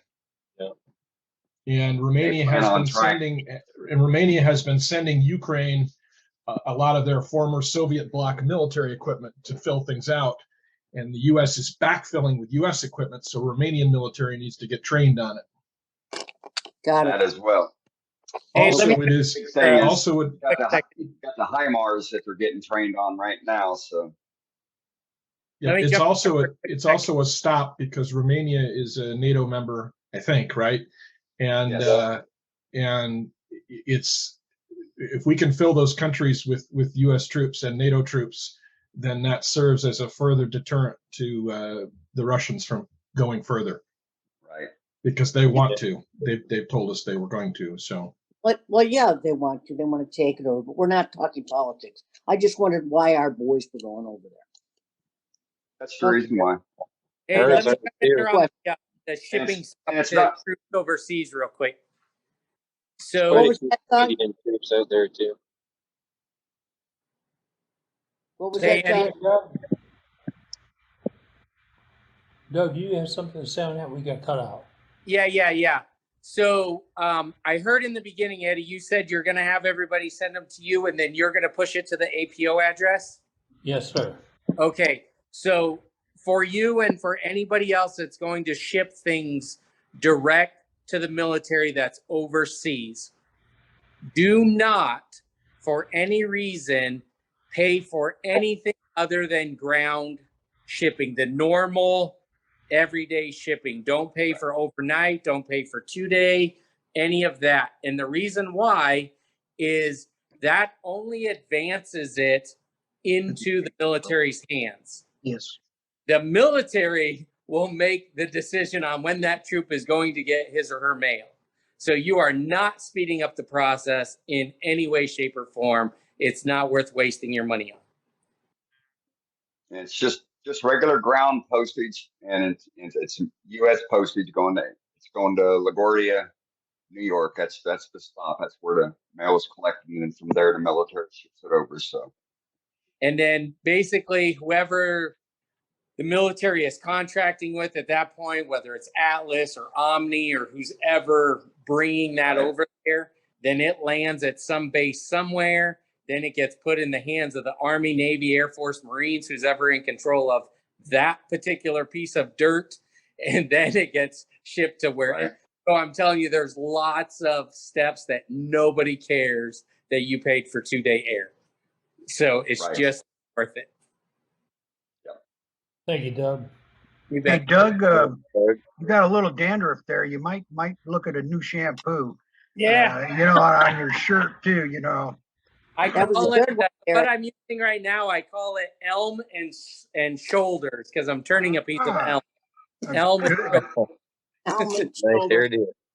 It's not working, Doug. I like the fact that at his age he can grow hair. Yeah. Hey, since it sounded like we didn't do anything more for gallery, I can show you my mistake I just made if you guys want to see that. I'd like to see that. Okay, sure. Let me go ahead and spotlight me. Gotcha. You're on. Let me turn this. So there is a nice mortise. Looks like it's going to work just fine, right? And it's on there with a worm screw. And so then I undo my chuck, and let me see, I'm trying to do this with one hand because I'm holding the phone. And then I take this out, and now of course I'm using a mortise, so I need to close my jaws so I can open my jaws into my mortise. And what do y'all think's going to happen? It's not going to fit. It's going to spread. That mortise is too big. too small. The jaws are all the way. Now, what's the chances I'm going to get that to line back up? You need a jig. Maybe I should have measured that before I took it off the. that's why I have one of those that little ring I keep on my tailstock, Doug. You know what happened in this case? I just got too cocky. I was like, good. It's easy to do. Doug, I'm glad to see I'm not the only one who's done that. Yeah. Oh, yeah. If you ask people to raise their hands, they have a lot of hands in the air. Remember, all you got to do is set your pencil on top of your live center and let it trace the outline. Yeah. Yep, that's what I was going to say. That's what I do too, Dane. Did that today. Yeah, Yeah. Perfect for attending or perfect for your recess. that's when that ego will get you every time. As soon as you think you know what you're doing, that lathe will slap it. They know you don't. Watch this. Yeah. So we got some re-education time going on here. Way to go, Dane or Doug. Way to go. There's look, one thing about wood turning. When you quit Brenda, learning, they're going to have a party for you and not invite you. You get a Band-Aid too, Doug? I did. Yeah, that's a little paper towel and electrical tape.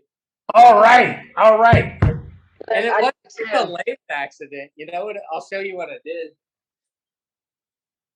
There's my my little pick from my screwdriver set, and I was picking out some of the where I had to fill it in with baking soda and CA glue. Mm-hmm. It slipped, and I decided to stick it into my thumb. Ouch. Yeah, if you're wondering if it hurt, it did. Yep. We'll take your word for it. I got my thumb today too, Doug. Yeah. Need to sharpen it. Yeah. Thank you, Doug. Bet. We get together. Now we've had a couple of ideas and recommendations on that mortise. Dane said you take your pencil. I've got one, and you lay it on top of your revolving center, and you make contact. Stop the lathe and do it by hand. Make contact, and you leave that ring. That ring will match the dimensions on your chuck.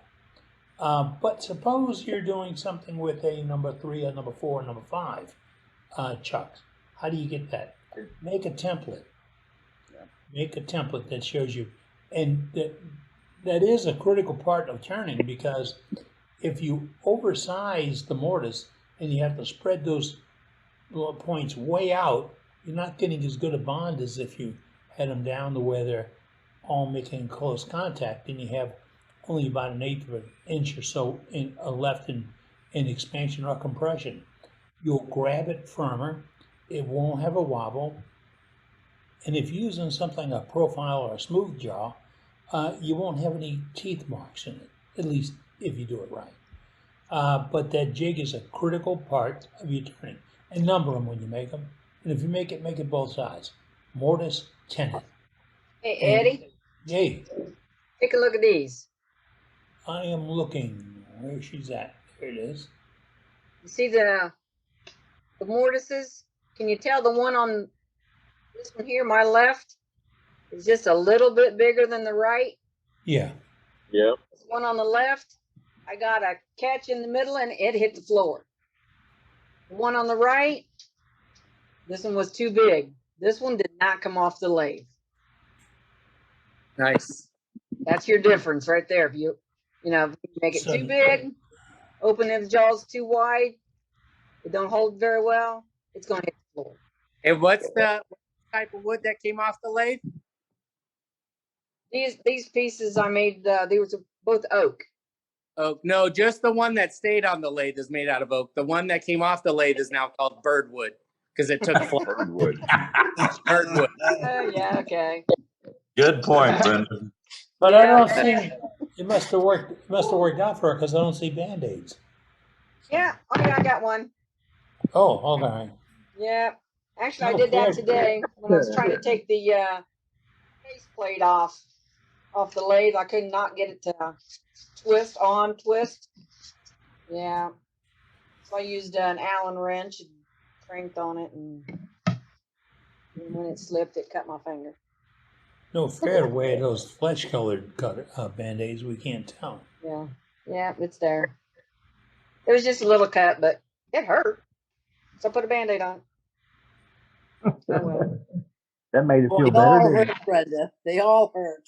We just smiled. It's been a while, so I had to have a Band-Aid, Let me put my old hat on.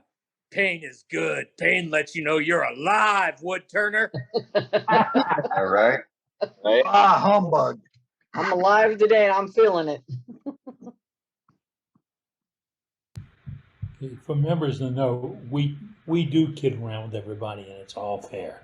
We keep it honest, we keep it fair, and we keep it kind. That's the important part. We're all friends sitting on the tailgate talking about wood turning. So if you got something to throw in, throw it in. But whatever you do, don't reveal anything you don't want us to know. It's not safe here. It is not safe.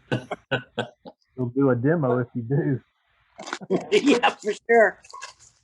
Yeah, but you know, that's what would happen if we're all sitting on the tailgate in the parking lot, right? Yeah. Exactly that'll happen. We will talk and kid, make fun, laugh, lie, everything else because we're a bunch of friends sitting around enjoying wood turning. And that's why we're here every Wednesday night. And I enjoy it. I really do. We have a great demo coming up next week. Dane Chandler put this one together. Who'd you hook? I mean, who's up next week? Well, we got Doug Rowe hooked for next week. Rut Rowe. Well, he'll let me teach us something. See, he's a teacher double now. check. Yep, we got a bowling ball demonstration for next week. I will do my best to teach you wrong because I'm a teacher. Yeah,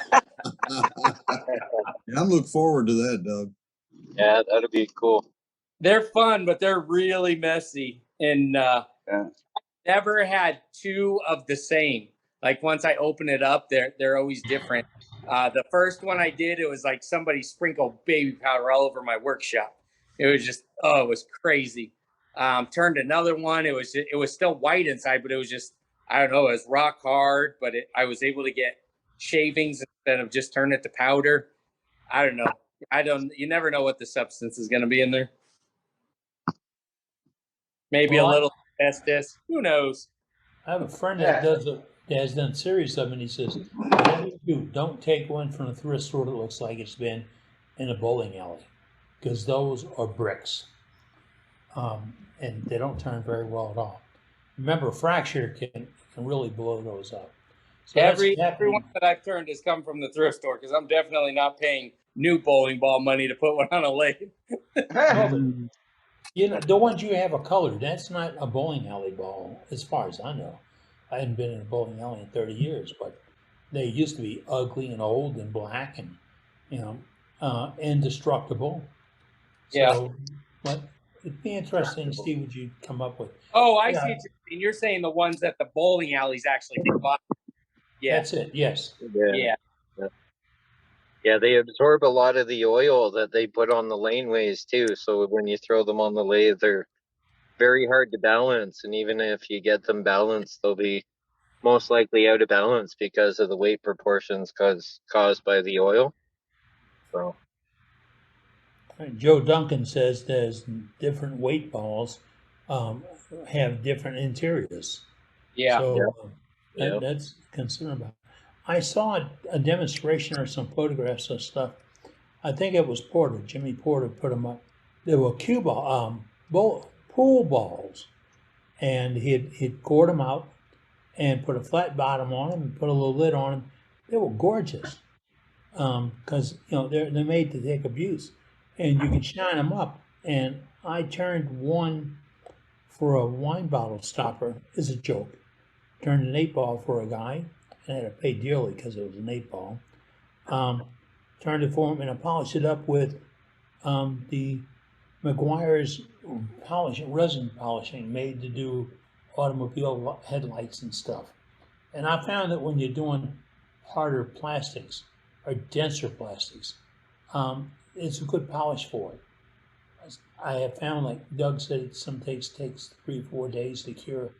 I have bought pen blanks at wood turning symposiums, and there was such a poor degree of epoxy that they were too soft to even turn into pens. So my trick after doing that and buying a whole bunch of them is to get a pocket knife and cut on that blank a little bit. What are you going to hurt? Cut on a blank. If it scrapes, you're okay. If it gouges, beware. There's all kinds of comments about bowling alleys. I have a couple of pool cue balls at the thrift store too. I haven't turned them yet. They're sitting there in my workshop. I think I got 3 or 4 that I found for, a couple of quarters each or something. So once I get around to doing one, I'll show you guys how it turns out for me. I have them, I just haven't done it yet. I've been doing it with golf balls. I've done a golf ball before. They're kind of fun. It's super Yeah, they're cute. Yeah. The trick with the pool balls is how do you hold them to do the bottom and to hollow them out? It's kind of fun to do. It does work. Rowe, I'm sorry. Can you show that to Dane again? He didn't see it. There you go, Dane. Dane saw it on Facebook, I think. Dane, that's Doug Miller holding that. That's another demonstration, Doug. You get it? You get it now, Doug? Line him up. He already hit me up the other day when I put it on Facebook, and these were done like 8 years ago or something. But I've got about 6 or 7. I found 3 or 4 more that I've got that I hadn't turned yet. So told him I need to practice up. Yep. Do yourself a YouTube project. Get practiced up on it. There you go. Follow that out. Yes, ma'am. Are you kidding me? Look at that. Hollowed all the way to the bottom. Oh, That's might be 1/8 of an inch in the bottom. The sides are a little bit thicker just because. But it's real interesting. The white for the number, at least on this set, I don't know if you can see it. It goes all the way through. Yeah. On the inside. So it was fun as you hollow that out. You got red, and all of a sudden you got white. Then all of a sudden it disappears again, and you're not sure. You just got to stop and check on it. But yeah, I turned a nice little flat, cut the top out, and saved it to make the top. This one is not perfect. This one chipped out, but some of them came out real nice. And when they chip out, one of the things you can do is just take a small piece of wood and make a new lid. That's what I intend to do with this one. Now that I see it, it's been sitting up collecting dust forever, but there it is. That's cute. Beautiful. It's like bowling balls, though. You just gotta you gotta make your jigs and hold them and go for it. Mm-hmm. Yep, and that's the key. That's the key that we're talking about here. The key is multifaceted. Somebody said, "How do you hold that? How do you turn it, etc.?" Well, how you hold it it's the best part of the turning. Yeah. You have to think about what you get there. Now you hit a ball, and you had to put an end on it, and then you had to hold it. How do you hold that to hollow it, etc.? You have to consider jam chucks, collet chucks, vacuum chucks, double stick tape. There's so many, donut chucks, sphere chucks. Yeah. There's so many ways that you can practice holding, and if you don't want to buy a chuck, if you own a budget, you can do a lot of it with a faceplate and blocks to hold it. And all you have to do is stop thinking about the mechanical way and think about the basic way. And to create a squeezing chuck that you can screw the dogs on to hold it while you hollow it or turn the bottom off. And the same chuck that you turn the bottom off, if I get this right, I can flip it around with the same dogs on it, holding it down, and hollow it at the same time. And I use one faceplate. That's all it takes. Now, we're going to get to all this stuff. We have ideas.